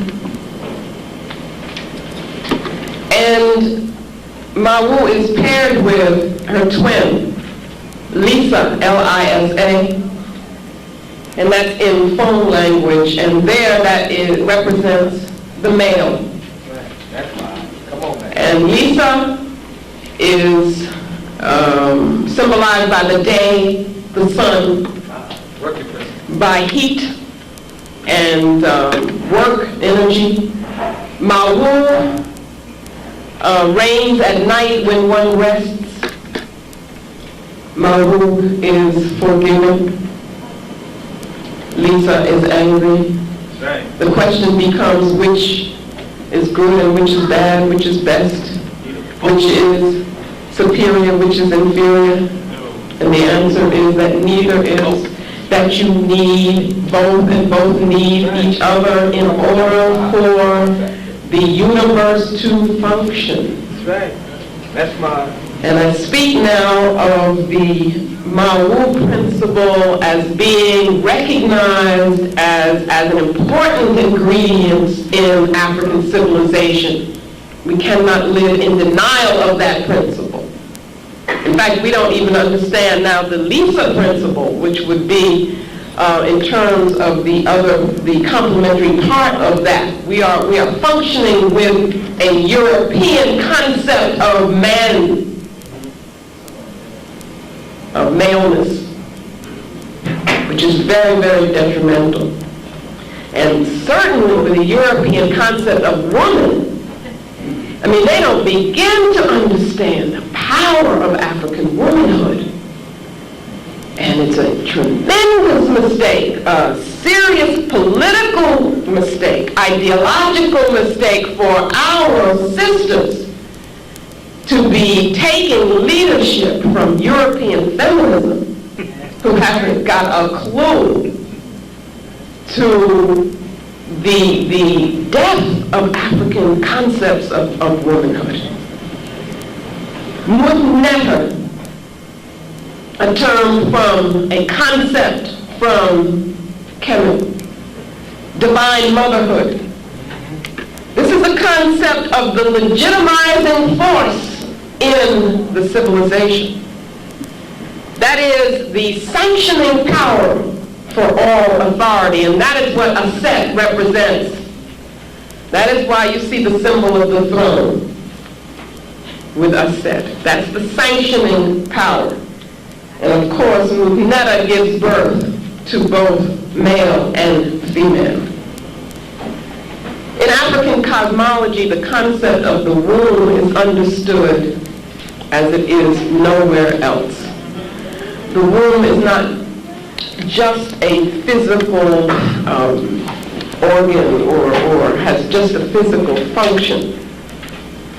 The womb represents creativity. It is an organizing creative principle, an organizing, nurturing principle. It is the organizing, nurturing principle of the universe. That's what the womb represents, and that's why African civilization is matriarchal. That's what Diop was stumbling on, that I don't think saw the depth in. And none of us have, as a matter of fact. But there's so much to be discovered as a principle of life, what the womb is. In Africa, you have female associations and male associations. Female associations were not anti-male. You understand what I'm saying? But they were always there. Women always cooperated with each other, helped each other in the market. The market was a place where women were active, where women controlled. This model, though, of the female association and the male association comes from the idea of complementarity and what we call appositional unity. Not oppositional, but appositional.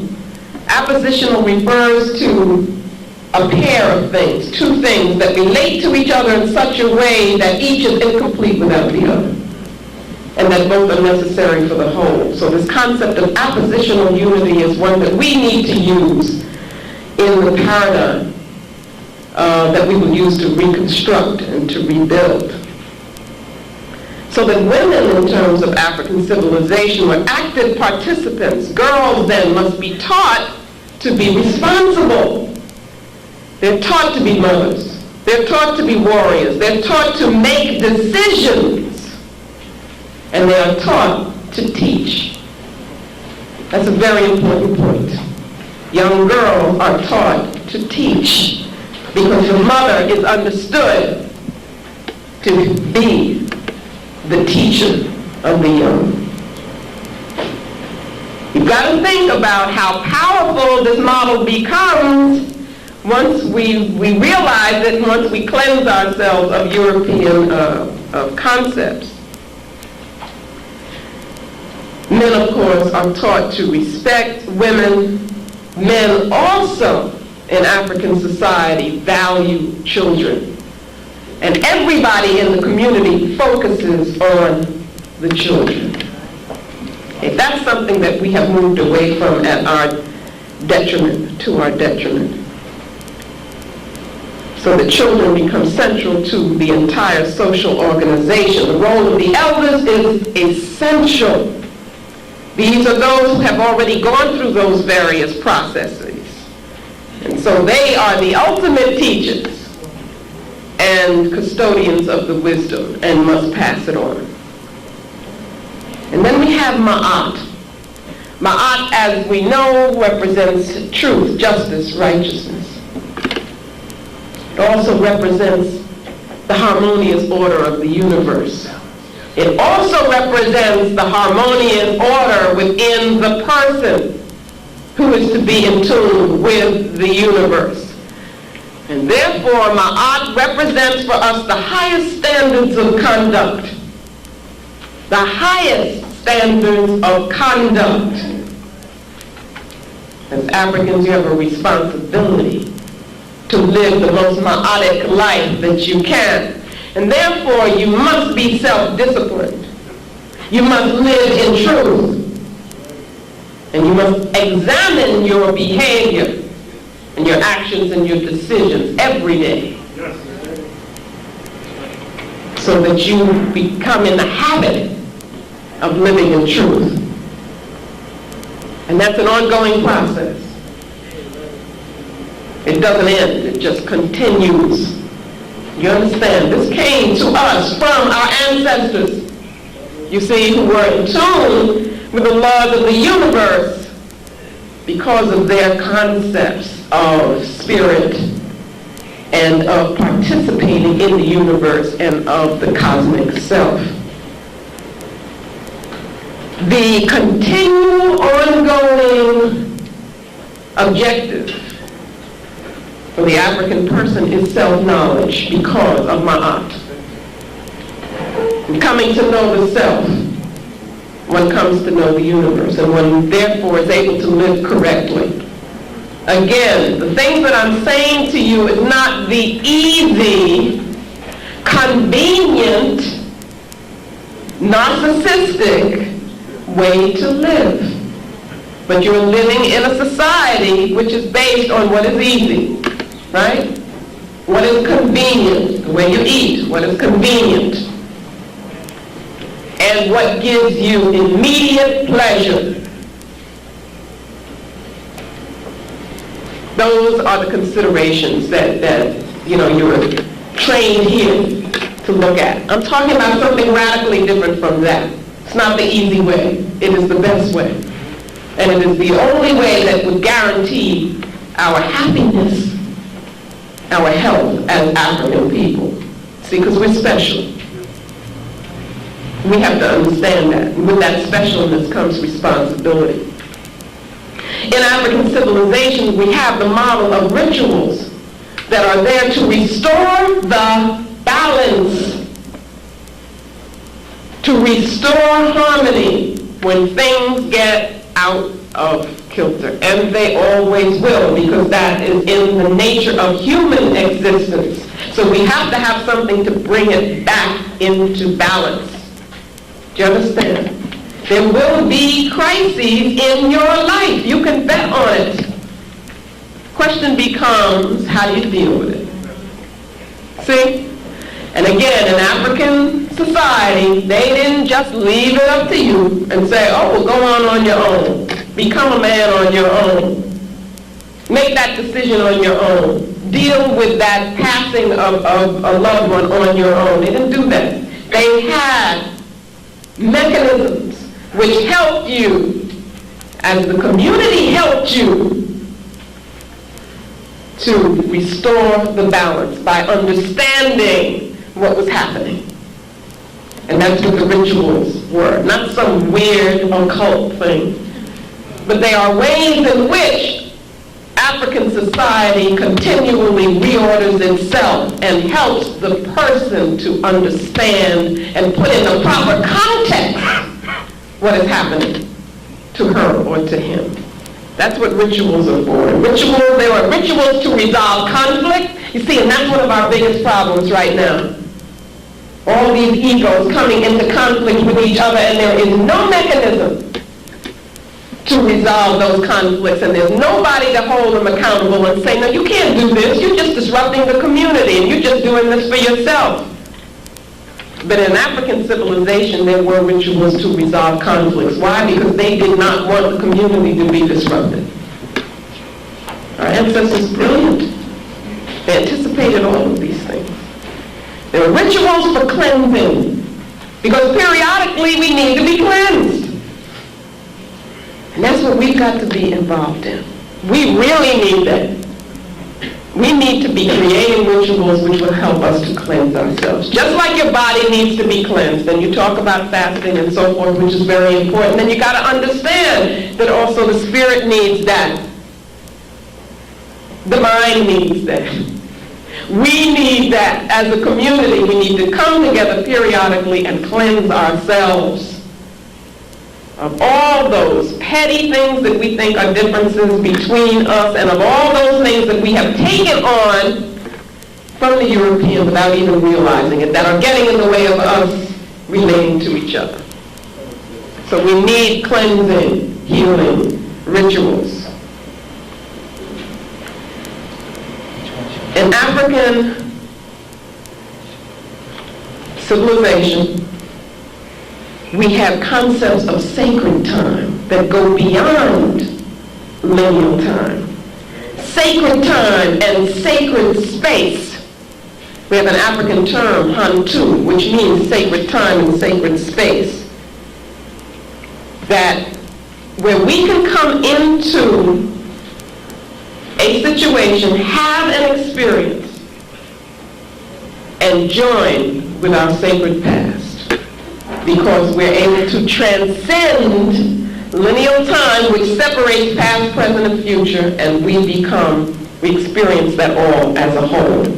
We do that in our sacred ceremonies. And if we don't do that, then our psyche is not fed with the kind of experience that we need that keeps us strong and gives us clarity, you see. So we must have experiences which allow us to transcend ordinary, profane reality. That's Hantu, you said? Yes, Hantu. I'm just using that term as, it's from Bantu language, to mean sacred time and sacred space. Kagame used that term. And then sexuality, which I talked about before. In the African conception, we must also understand sexuality on a metaphysical level, on a spiritual level. We must understand that as the principles of Mawu and Lisa coming together, as the female and the male principles coming together, because through their interaction, through the exchange of their energies, the universe keeps going. Do you understand? And through that exchange of energy, energy is created. It keeps the universe in equilibrium, and harmony is reinforced. You see the level on which I'm talking about sexuality becomes something very different. Becomes life-giving. It is understood as ritual, which strengthens our life force. It is understood as the recreation of being, as an imitation of divine forces. And if we don't understand it that way, then sexual behavior depletes our energy. It takes away from us. It weakens us. If we do understand it this way, then it becomes sacred, it becomes special, and must be shared only in sacred, special circumstance, at sacred, special times. And then the question of meaning. African life cannot be lived without meaning. We can't live that way. And that's what we're trying to do now. And what Cambone calls African self-extension orientation, or the African Asili, what I call the African Asili, must have meaning for existence. There must be meaning in life. We must connect always with the whole, okay, with the one. We have to understand how what we do connects us with the whole. That gives us meaning.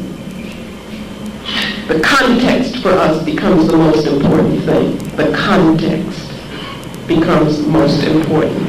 It is context that gives you meaning. Nature for us shows us the sacred meanings of the cosmos. We live close to nature. So we have to understand what it means for us to be living only in concrete structures that separate us from the environment. We have to understand what that does to the African being. To live where you don't see the sky.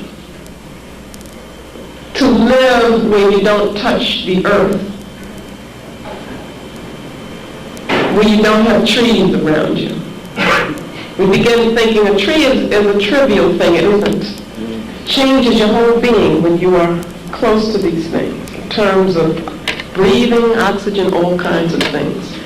I'm saying this to say that as we plan, because remember we're planning for the African future, then we've got to also think about where we're going to be, what it's going to look like.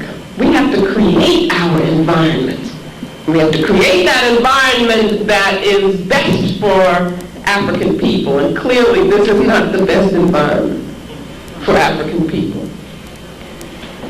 So that we understand ourselves as natural beings, we learn by observing nature, we also are able to feel the natural cycles within us, which can only happen as we feel ourselves to be a part of nature. Then you begin listening, you can listen to your heartbeat, you see, and that means something to you. How else can we explain that the Dogon people were able to plot the movement of a star that cannot be seen by the naked eye? Nobody's been able to explain that. They've come up with all kinds of ridiculous explanations, but what bothers them most, that is the Europeans, is how could they do this without us?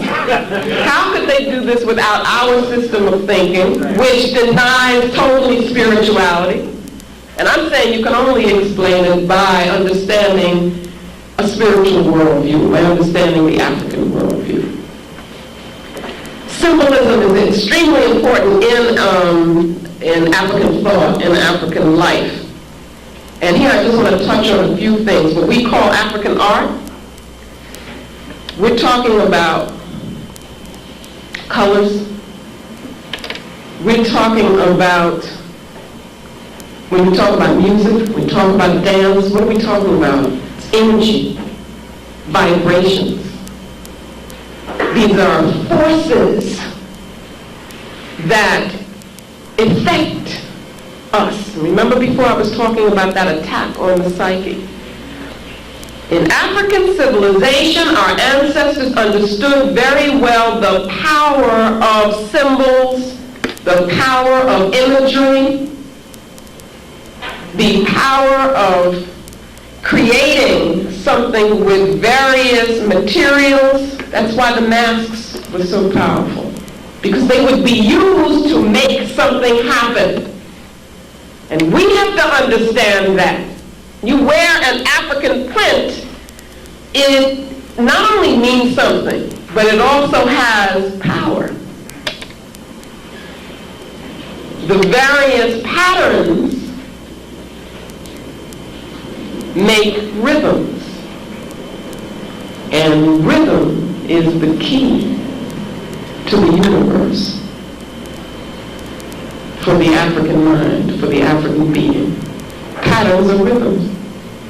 The alternation of colors is rhythm. It's no accident that we all got rhythm. It's because we understand the nature of the universe. And that brings us in tune with the universe, is through our rhythm. You want to learn anything? Figure out the rhythm. Get the rhythm. And you can learn anything. And by that I mean also the pattern. This pattern is rhythm. And then our civilizations were based on a moral order, based on ma'at, so that our cultural values were spiritually sanctioned, and spirituality is culturally sanctioned for us. So it's not like you have a choice whether or not you want to be spiritual. They all come together. Science in the African conception. This is really something that we must retrieve. Science is the organization of knowledge, but it is the organization of knowledge sacredly based. It is the application of knowledge that has been collectively acquired. It is systematic, it must be useful, but for African people, it is the synthesis of cosmic awareness, which leads to intuitive grasp of the empirical, of phenomena, and of the universal whole. So that becomes the scientific objective among African people. Initiation is the learning process. It is the emphasis here on process. What is initiation? It is a way of learning, a method of learning, where the person must commit herself or himself to what it is that she is learning. You can't just go to a class and sit there and take notes, and you don't know the people around you, you don't know the teacher and so forth, and after a few months then you get a grade and you think you've learned something. Not in this concept. In this concept, you are learning the self as you learn the universe, which means that you are learning in a holistic way. That you, through your commitment, through this process of initiation, you are internalizing the knowledge that you are getting. That's when that information becomes knowledge. It's through that internalization. And that's why you hear about initiation processes and stages in African civilization, because it's the process that is important. It's the way in which you are learning that affects you deeply. Not just something off the top of your head. In the European conception, you can have a person who goes through all of their schools, reaches their highest levels, becomes a quote-unquote scientist, and then is a moral idiot. Do you understand? Because all of those other things that we take for granted were not being taught in that process. As Africans, it has no meaning. In fact, it's dangerous, right? If you aren't learning yourself at the same time, if you're not getting knowledge of self, if you are not having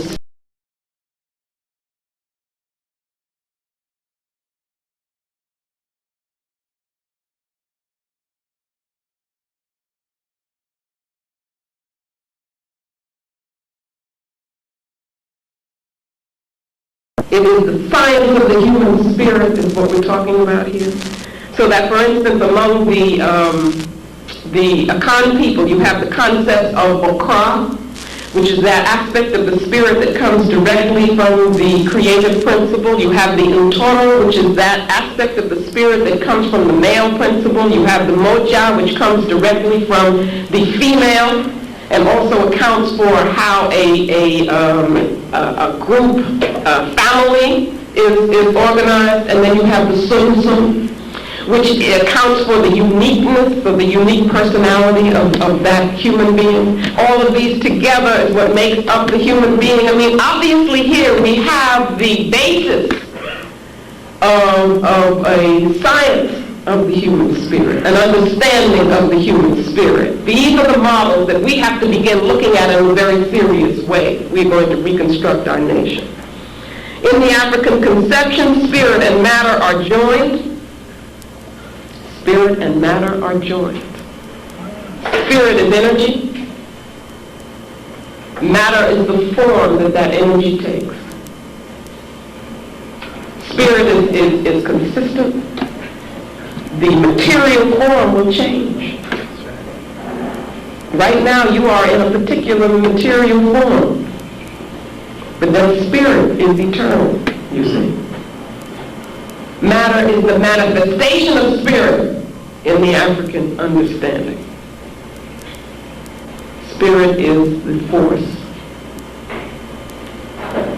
And so the Orisha, the Abasun, which is a Twi word, the Egun, which is, those are the ancestors in Yoruba language, the Nsamanfo, which are the ancestors in Twi language, they are manifestations of spirit. They are the form that spirit takes at a particular time. Shango is a form that spirit takes at a particular time in a particular circumstance for a particular reason. So we have to understand that. And in coming to understand that, we are learning physics as we learn metaphysics. Do you see how much there is in the knowledge of African civilization? The quality of human life has supreme value in African civilization. It is human-oriented. The idea is that human beings need each other. Again, umuntu, ungumuntu, ungabantu. That I am nothing without you. Do you see? And so, I think one of the things that we come to understand that we do run from as we run into these non-African religions is that we are, as African people, are human manifestations of sacred, of divine principles. Again, as African people, we're very special.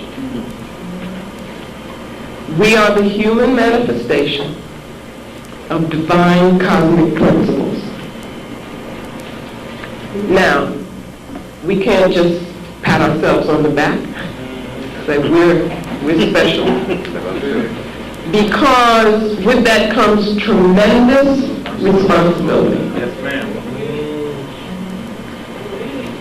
We've been born African. We were chosen to be born African. And that made us the people of nature. We are the people of nature. And we have a responsibility to protect it, to create structures and lifestyles which reflect nature. One of the problems, let me first say that Diop, some of you have been reading Diop, one of the things that he understood was the protective function of culture. One of the problems is that we have not understood that. I'm going to repeat that. Diop calls culture a rampart which protects people. Okay? It gives them a sense of collectivity and helps to protect them from what he called, at one point I think he talks about cultural assault, that we live in a time of cultural assault. We haven't understood that. Cultural aggression is what he says. We haven't understood that. That has been a weakness of the African worldview, I do believe. In other words, I'm not saying that we shouldn't look critically at the consciousness of our people and our ancestors, because there are things that we know now which should compel us to change. And I'm talking about the problem of African xenophilia.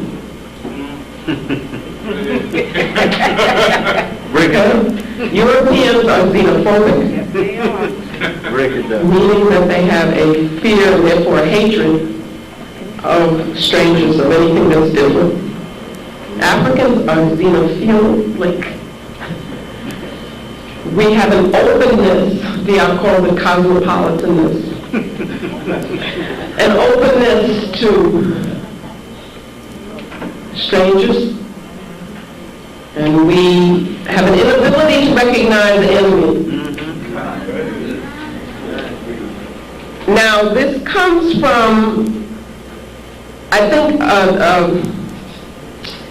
comes partly from the traditional worldview, but it also comes from what is contemporary African self-hatred on the one hand, and African materialism on the other. And therefore, we either give away our culture or we sell it. It's the most serious political mistake that we are making right now, in 1992. It is worse than it has ever been. And I'm referring to a lot of things, but I think the epitome of it for me is the fact that in Yoruba spiritual practice, organized Yoruba spiritual practice here, right here, in the greater New York area, you might call it,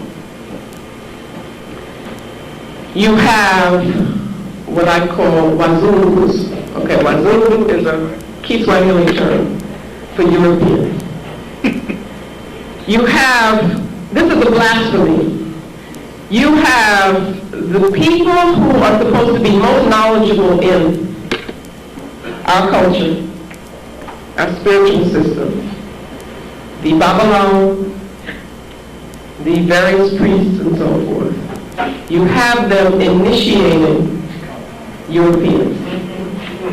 Okay, now that's been going on for some time, so that what we have now is Europeans who are initiating us. And I'm very serious about that.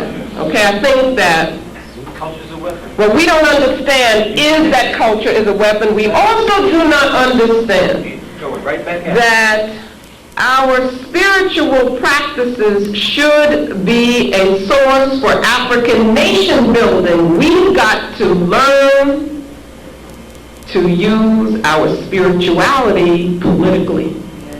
And that has been a weakness of us as a people. So that we think we can make the separation and say, when you question our brothers and sisters who are doing this and engaged in it and just letting anybody in anywhere where we can't go places, right? We can't go to their favorite places. They will tell you, this is just religion. Doesn't have anything to do with politics. That's the biggest mistake that we have made. And I believe that these Europeans understand very well that the future kind of locus of our power will be in our spiritual conceptions. And so what they're doing is putting themselves in the way of us getting to them. And we have to hold accountable. Those of us who have the knowledge cannot sell it. And I'm saying specifically, they are selling it. Okay, we cannot allow that anymore. And I don't mean to just start, you start attacking this one and the other one, because it all comes from a lack of organization. It also comes from a lack of understanding that culture is a weapon. That culture is a rampart. That it is our culture that is our strength, so we cannot give that away. And nor can we sell it. You see? Because that's like giving it away. And so finally, I want to just end by reminding you of the definitions or the explanations of nation building. I think I'll just read that one more time. Nation building is the conscious and focused application of our people's collective resources, energies, and knowledge to the task of liberating and developing the psychic and physical space that we identify as ours. That's what nation building is. So it can take place wherever we are. And that we see ourselves not as a small nation state, but as a world nation. And that is the building of the African world order. And I am putting forth to you today that we cannot do that without or until we involve ourselves in a cleansing process and cleanse ourselves of European concepts so that we can embrace the African worldview and use it as a foundation, as a paradigm for reconceptualization and for the building of the African world nation. Asante Sana.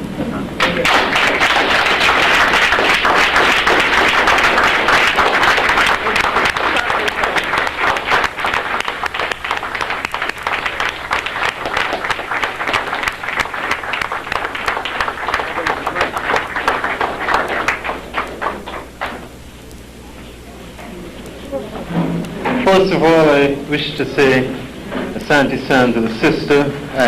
Last week when I told you not to miss the sister, now you understand why and how important and how significant was her contributions. Briefly, I just want to say I did shortchange her in her introduction. And as I told you, I just wanted to behave like a European and get to the lecture because I know she had a lot to say. But in fairness to her, this sister has been a soldier, literally a soldier, for most of her life. She worked in the South during the civil rights era. She was down in the South working deeply in the trenches, seriously, in the trenches, facing guns at the crackers. This sister, the same sister here, serious soldier. And I have to ask forgiveness for not giving the proper introduction, but she corrected that. The other thing is her book, Let the Circle Be Unbroken. If you do not have it, you must have it. You must get it. And I think I don't have to push. I don't have to be a promotion manager. I don't have to be a salesperson. You heard us, so now I know you'll get the book. Let the Circle Be Unbroken. She made mention of Ogun. Come here, Brother Zaid. It is true. This brother, that we got a sister from Cuba to do Ogun. Tell him about Gloria Rolando. Oh, from Cuba. Yeah, he brought the sister here. Well, those of you who were here when we had sister, the sister did the film Ogun. Okay, and she did it out of her own work and practice in that way, in the way. Okay, in revolutionary Cuba, where culture is alive and well and very central to that whole revolutionary Cuban personality that is so bold about without any compromise, even in the face of the New World Order. So well, she know the answer, so I didn't need to tell. Yeah, okay. The whole point was when the sister asked those of you who know about Ogun, it was important that a sister from Cuba came here. Did the work, and you hear about Cuba being communist and atheistic.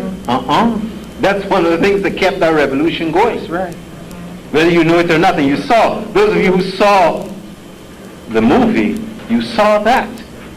So there is a African spiritual basis for that revolution, and that is one of the things that was shown here: the African spirituality. So irrespective of what they tell you about Castro, how you feel about Castro and the propaganda, Castro is nobody's fool. That's right.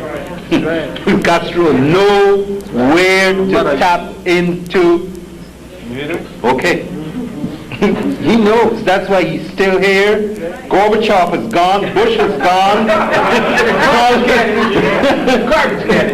And all that is gone. Fidel is still there. That's right. That's right. Okay. They're all gone. All them folks. Fidel is still there. And they have Cuba by their throat. That's right. Long gone. Long gone. And it's important you understand the significance of what the sister said here today. The other person she made reference to was also here, our brother Cambon.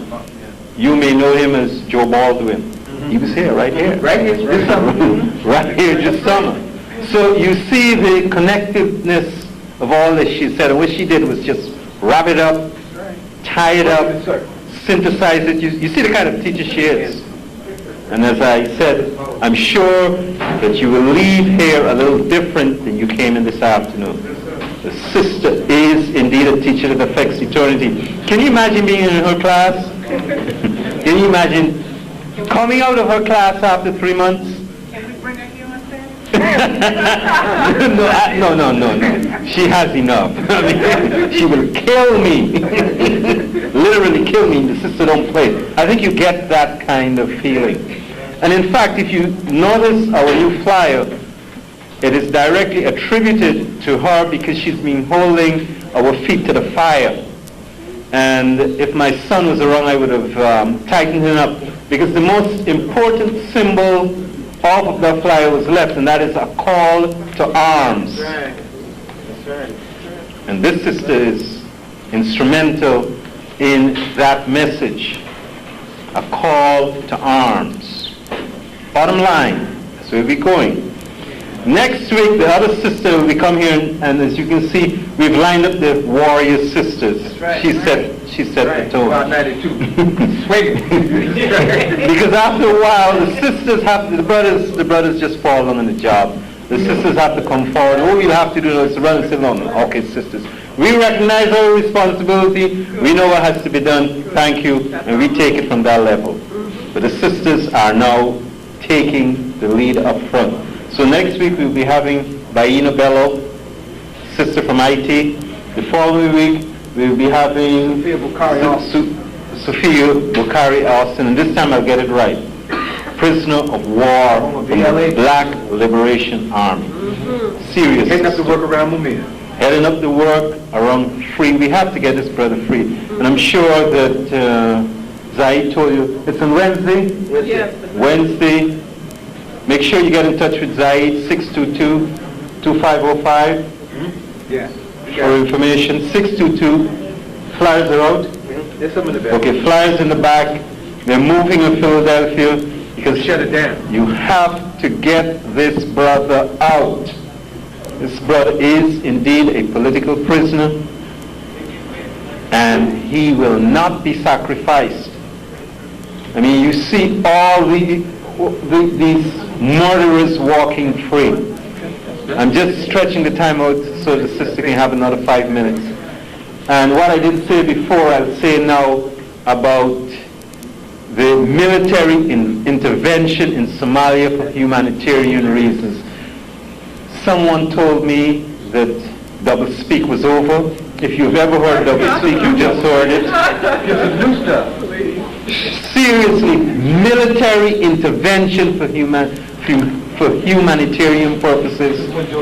And, you know, when we talk about knowing our history, you have to understand that African people get caught up in this same death trap time after time. The Egyptians found themselves in this trick bag.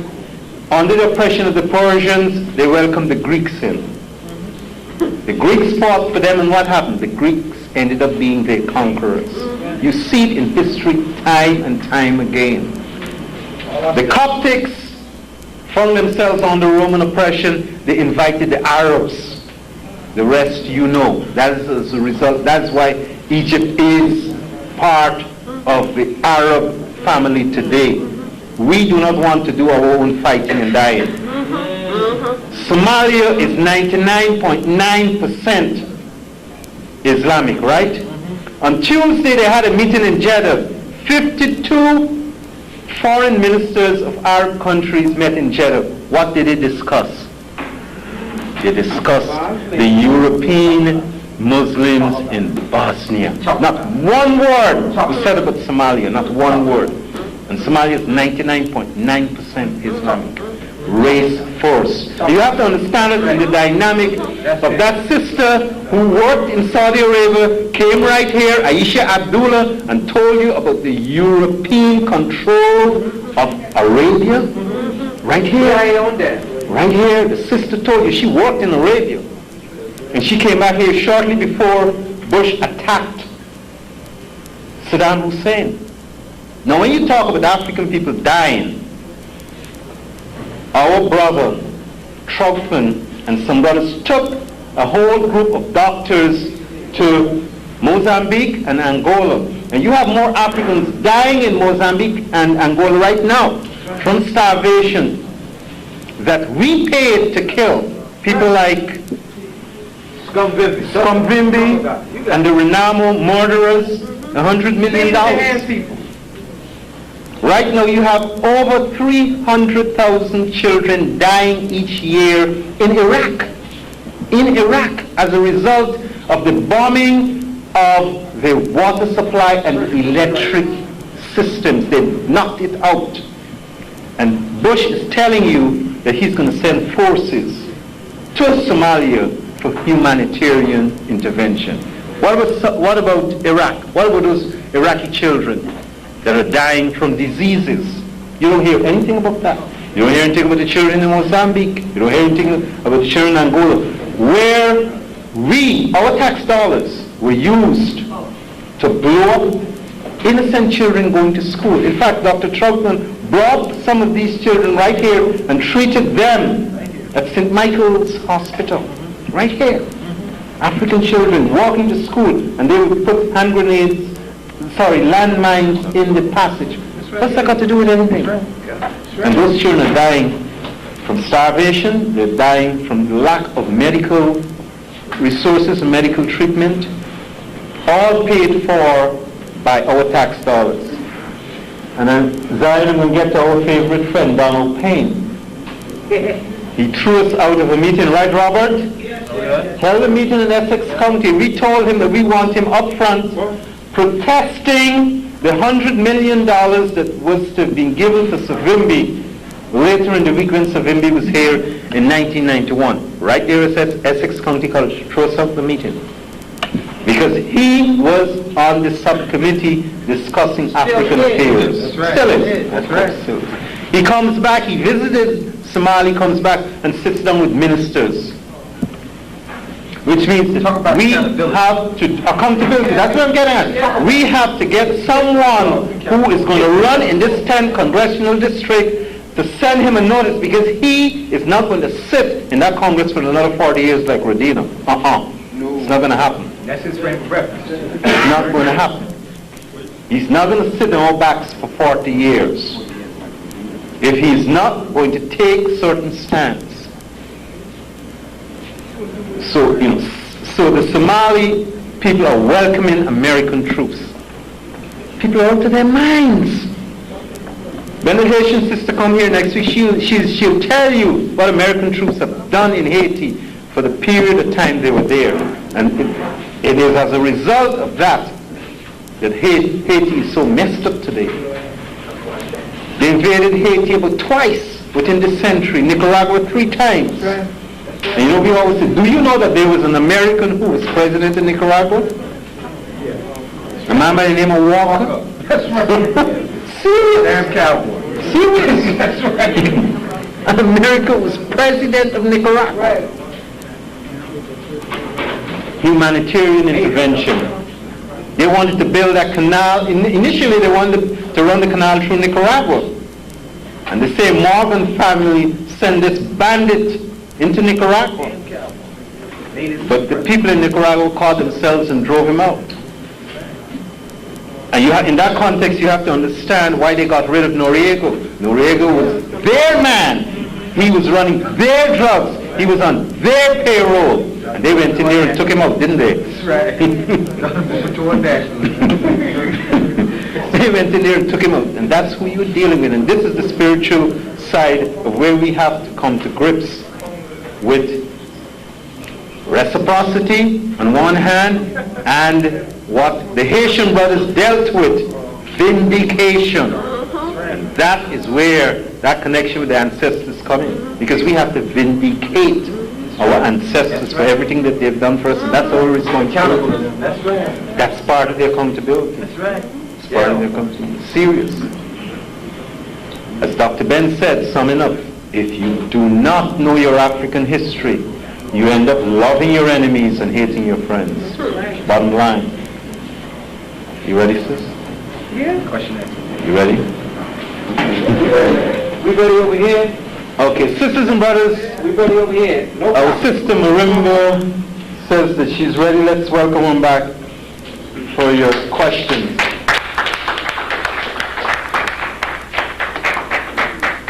Wait a minute. Now, I ain't that many people here.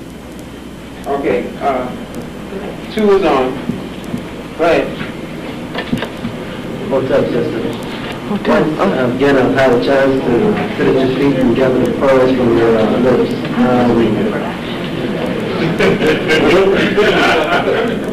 Is it on? Is it on? I'm talking? Yeah, you good. Once again, I agree with a lot of what you said. I think I need further education concerning this.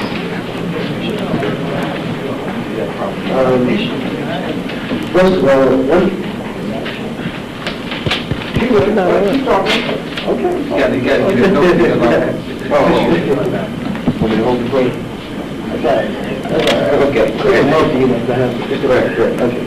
You talked about consensus and how it is in terms of majoritarian politics. Could you give further clarification in terms of consensus and the difference perhaps from majoritarian politics? No, I was talking about how we organize ourselves. That when we have a group, which is, we should think of as family, that's what our organizations should be, that we should think about how we organize ourselves. That is one of the structures and the mechanisms within the organization that we use to relate to each other. And one of those things is the decision-making process. For instance, you'll get, never forget this meeting I went to where people were, they're talking about issues and all of a sudden somebody brings in what they call Robert's Rules of Order. I don't know if you know what that is, but that's, parliamentary procedure. That's a system, if anybody looks at it, that is meant to get in the way of dealing with issues. It's meant to get in the way of communication. But what happens to us is we think that it makes us special to know it. So then you get the people who are the experts at, these rules, and they start talking about, motions, and there's a counter motion, and second motion, and I have the floor, and so forth and so on. And I have seen meetings totally disrupted by the use of that. So you have to think, do we have to use these kinds of structures? Can we organize ourselves the way in which we relate to each other? And I was saying that I've been looking at a group of people in Nigeria who are extremely well organized, and that whenever they come together, their objective is to let people talk who want to talk to the issue, and then to try to come to a consensus of what is the feeling of the group. So in essence,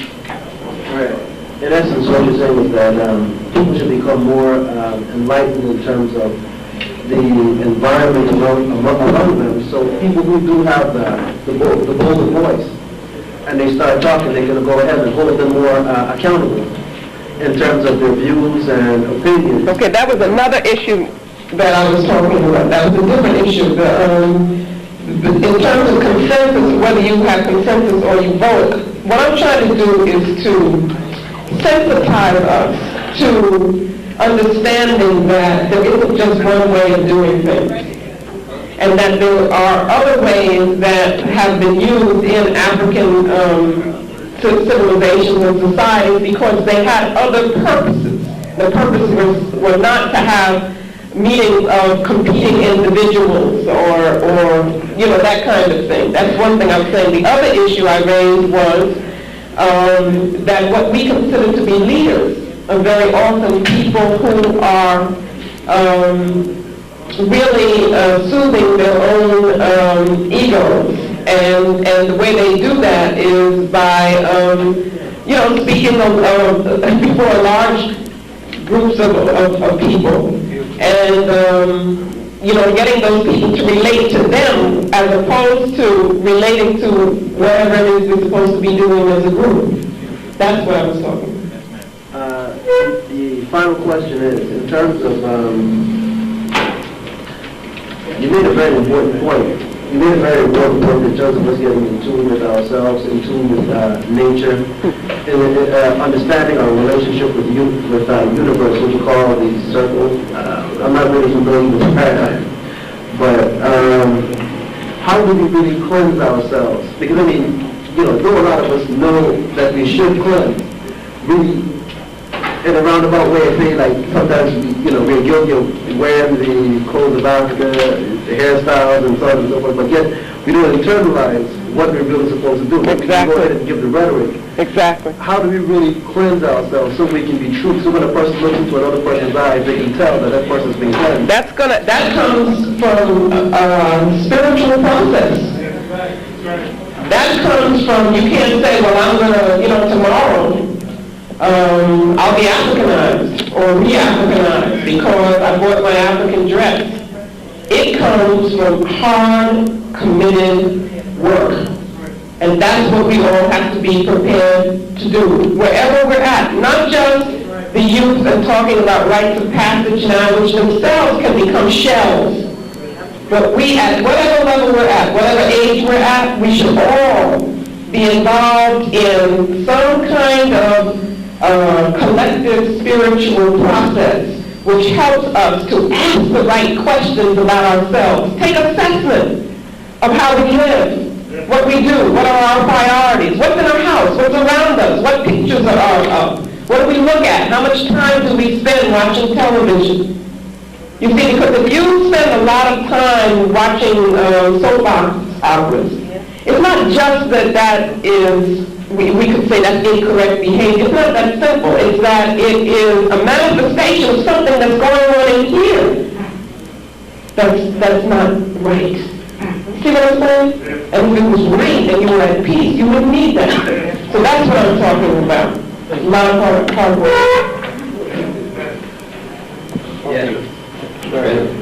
Yes, thank you, sister. Nice to see you again. I was speaking with sisters from the motherland recently, and the topic of fluoridectomy and fibrillation came up. You're smiling. I knew it was going to come up. I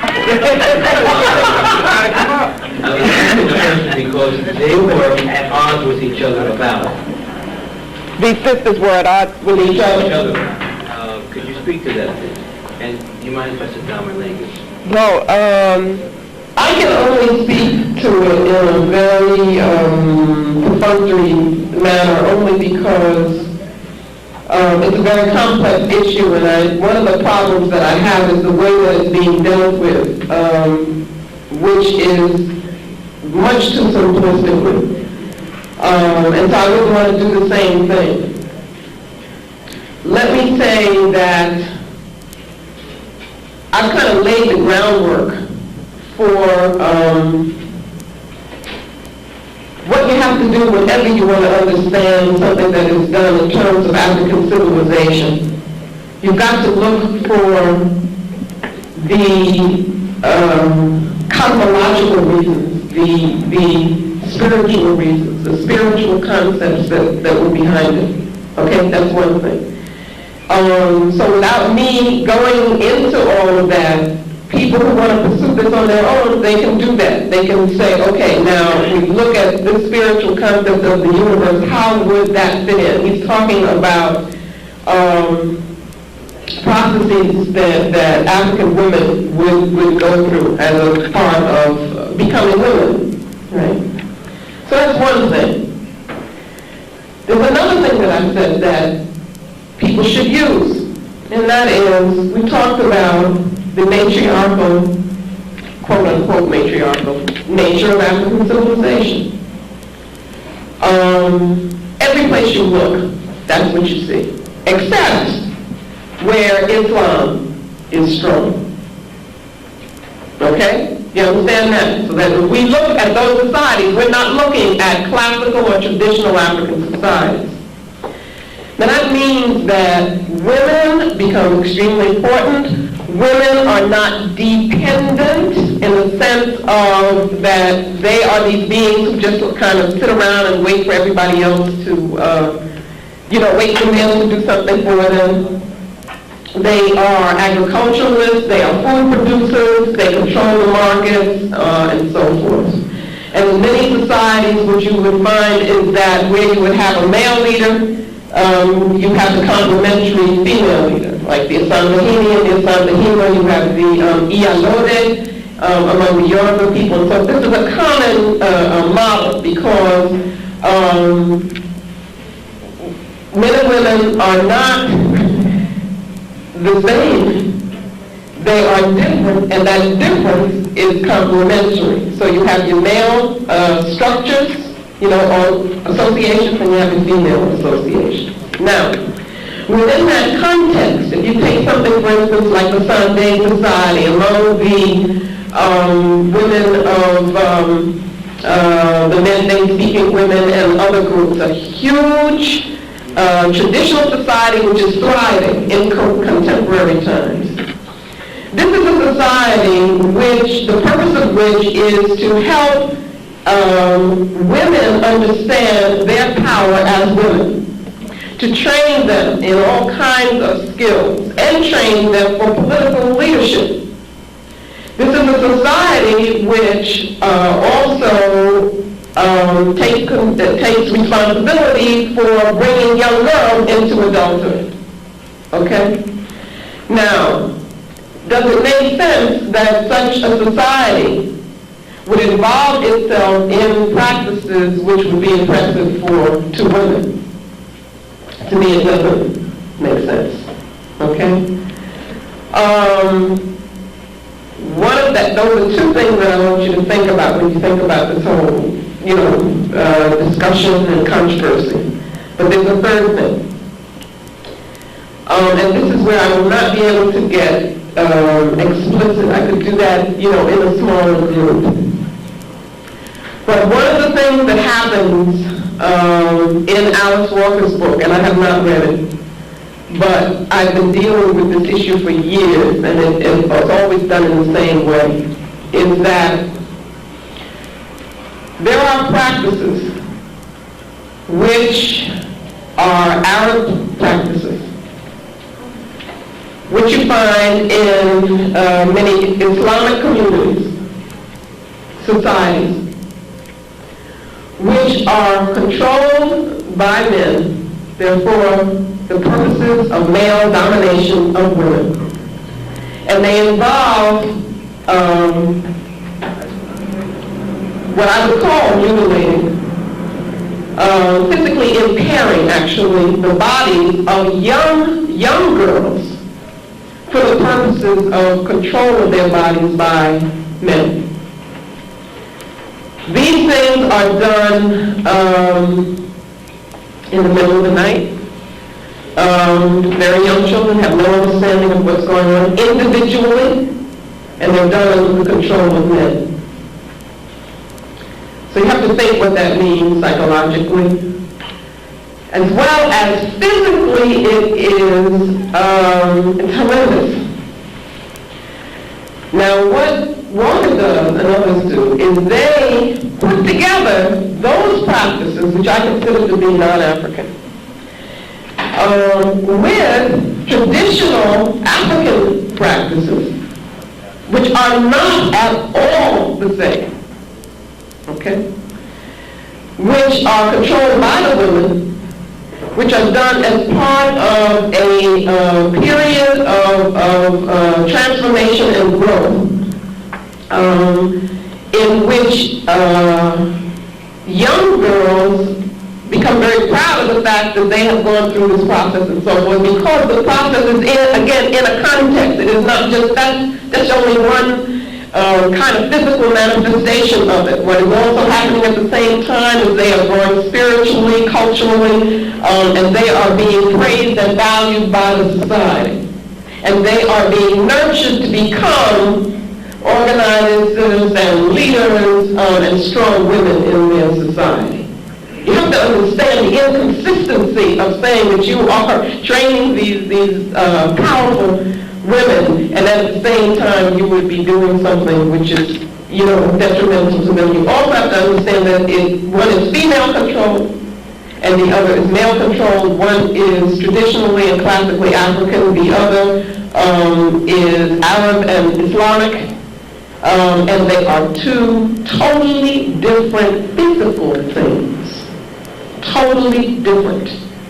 And what I object to is the following. I am not making judgment and saying that the traditional African practices should be continued if the women in Africa say that it shouldn't or whatever. And I don't think that that's happening. You see, I'm not making a judgment on that. What I'm doing is putting it in the proper context, because that I can do. Okay?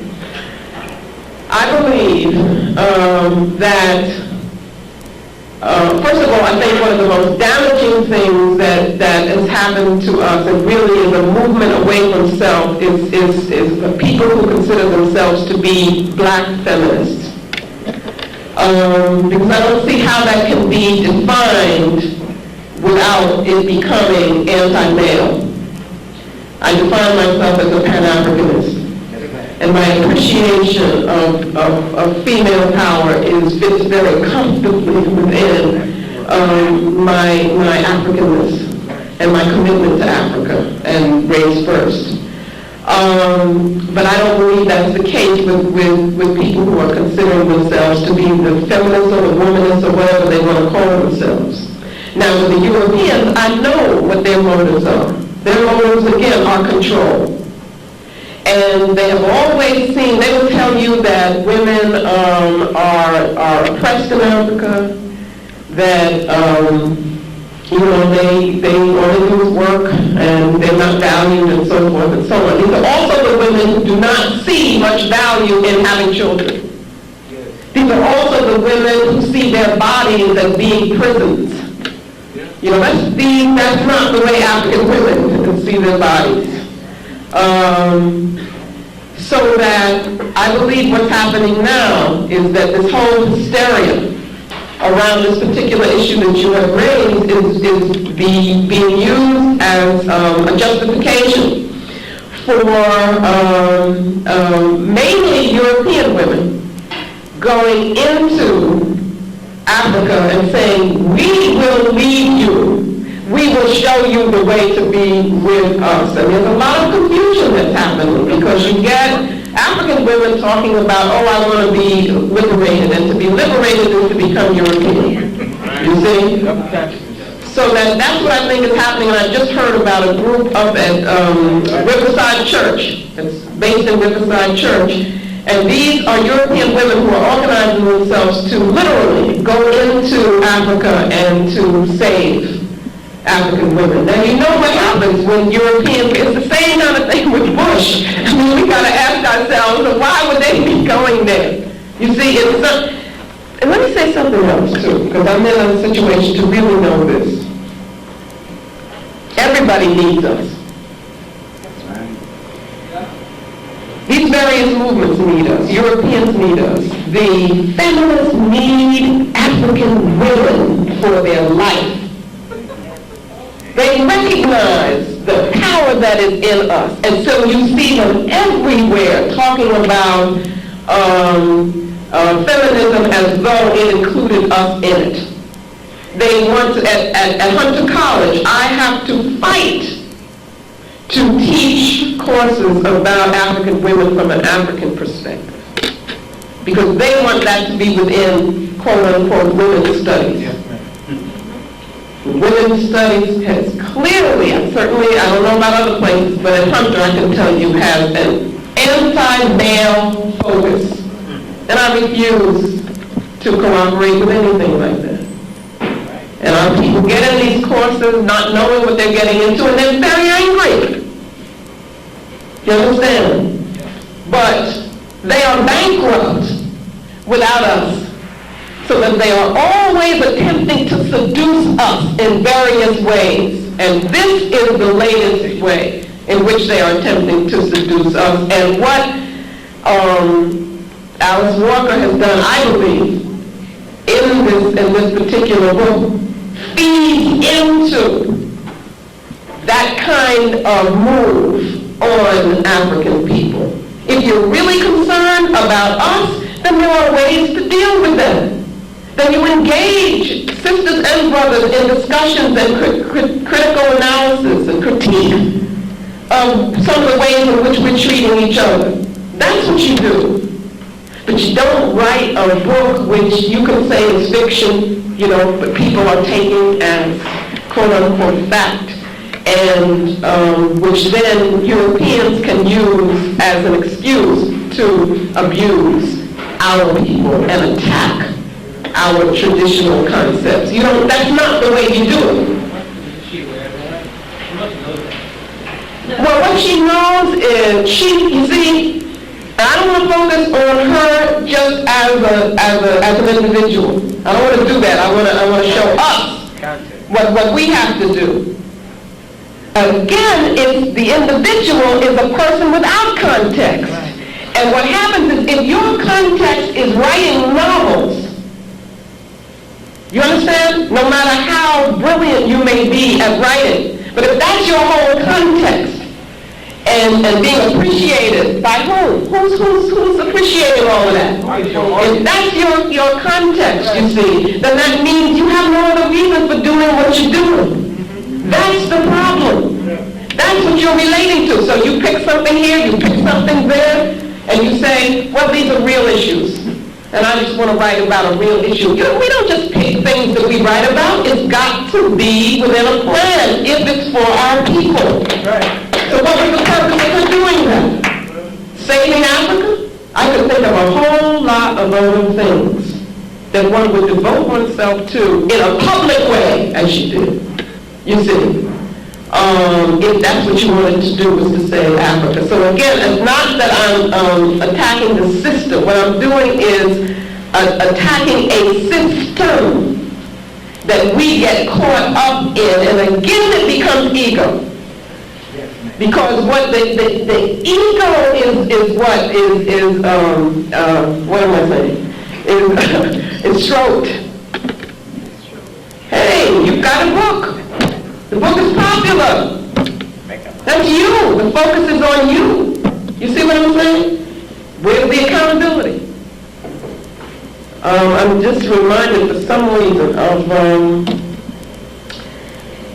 this, the thing by Rusty,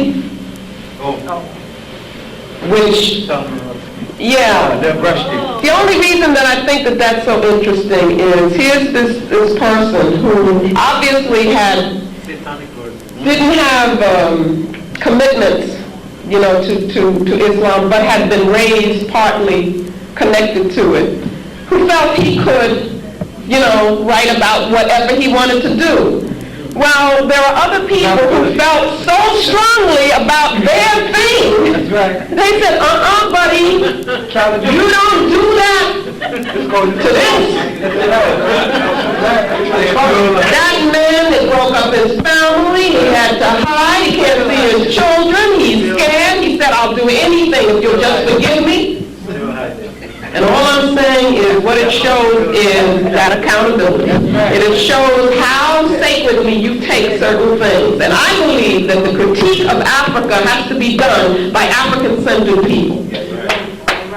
That's what I'm saying, and not in a European press or to make money with a European book. And that's a very irresponsible thing to do, is how I believe. Okay?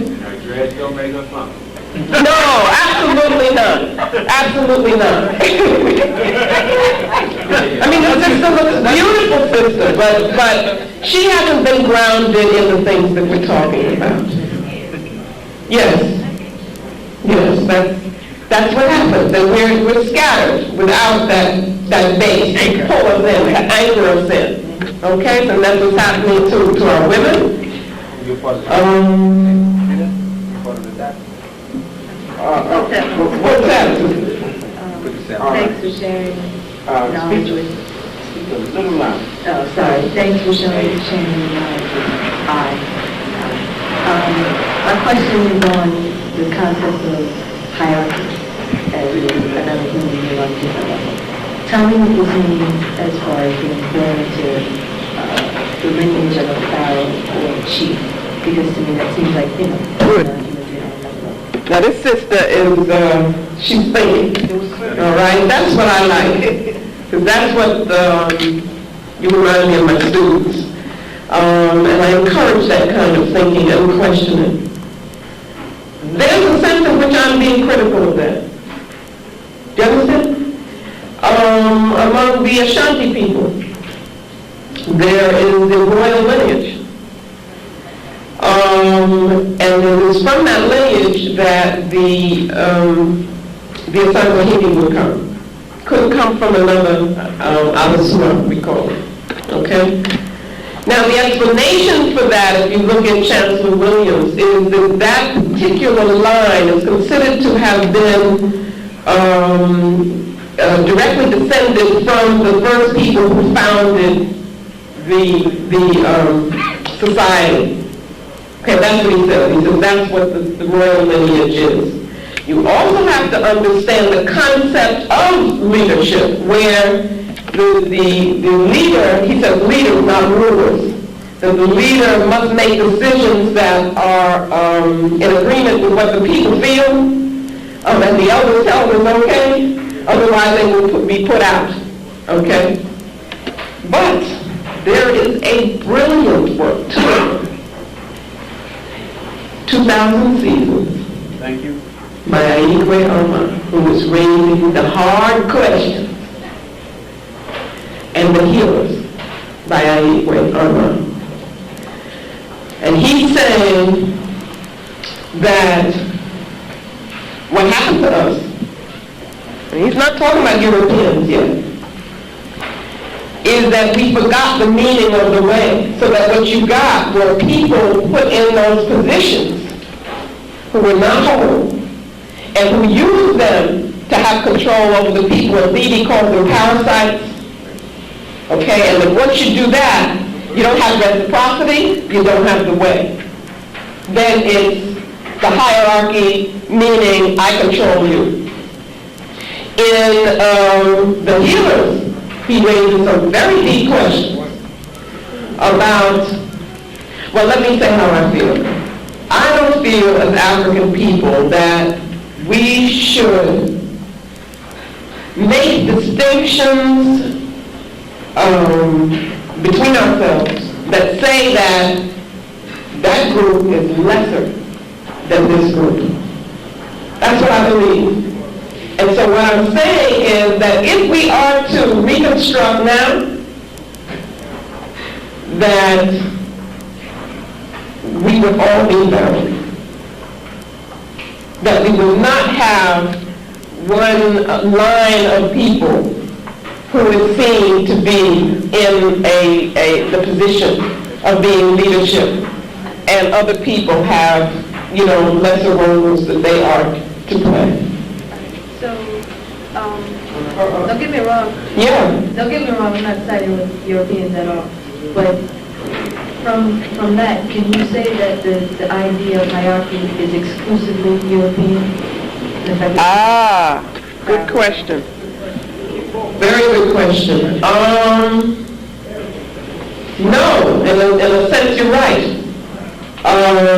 Of course there's probably differences in terms of how there is a difference in the concept. But you have two hierarchies, but it was what one was, the role that one played and the role that the other played is very different things. For instance, if we even look at Kemet, as I understand it, the pharaoh participated in the work groups that were building the pyramids. Had a period of time when in fact he had to devote to that as well, and was seen as a servant of the people. So that in one sense you could say it's a hierarchy if you're looking from outside in. You see what I'm saying? But if you understood what was the philosophy of the civilization, then it wasn't hierarchy. It was that this one has this role, this one has that, and so forth and so on. You see what I'm saying? But where the European comes in, or even not the European, but where the problem comes in is when we move away from the way, when we move away from the spirit of the organization. Then the hierarchy, it becomes a hierarchy, and it becomes exploitative, you see, of others. Okay? But I think it's an excellent question because we can't just focus on, and that's what Armand does. Armand says that we need to look at what was the weaknesses before the European came that then allowed the European to be able to use them, you see, for our exploitation and oppression. That's what we need to look at. Has a very interesting discussion of the relationship between men and women. Okay, thank you so much, sister. What's your name? Mikhail.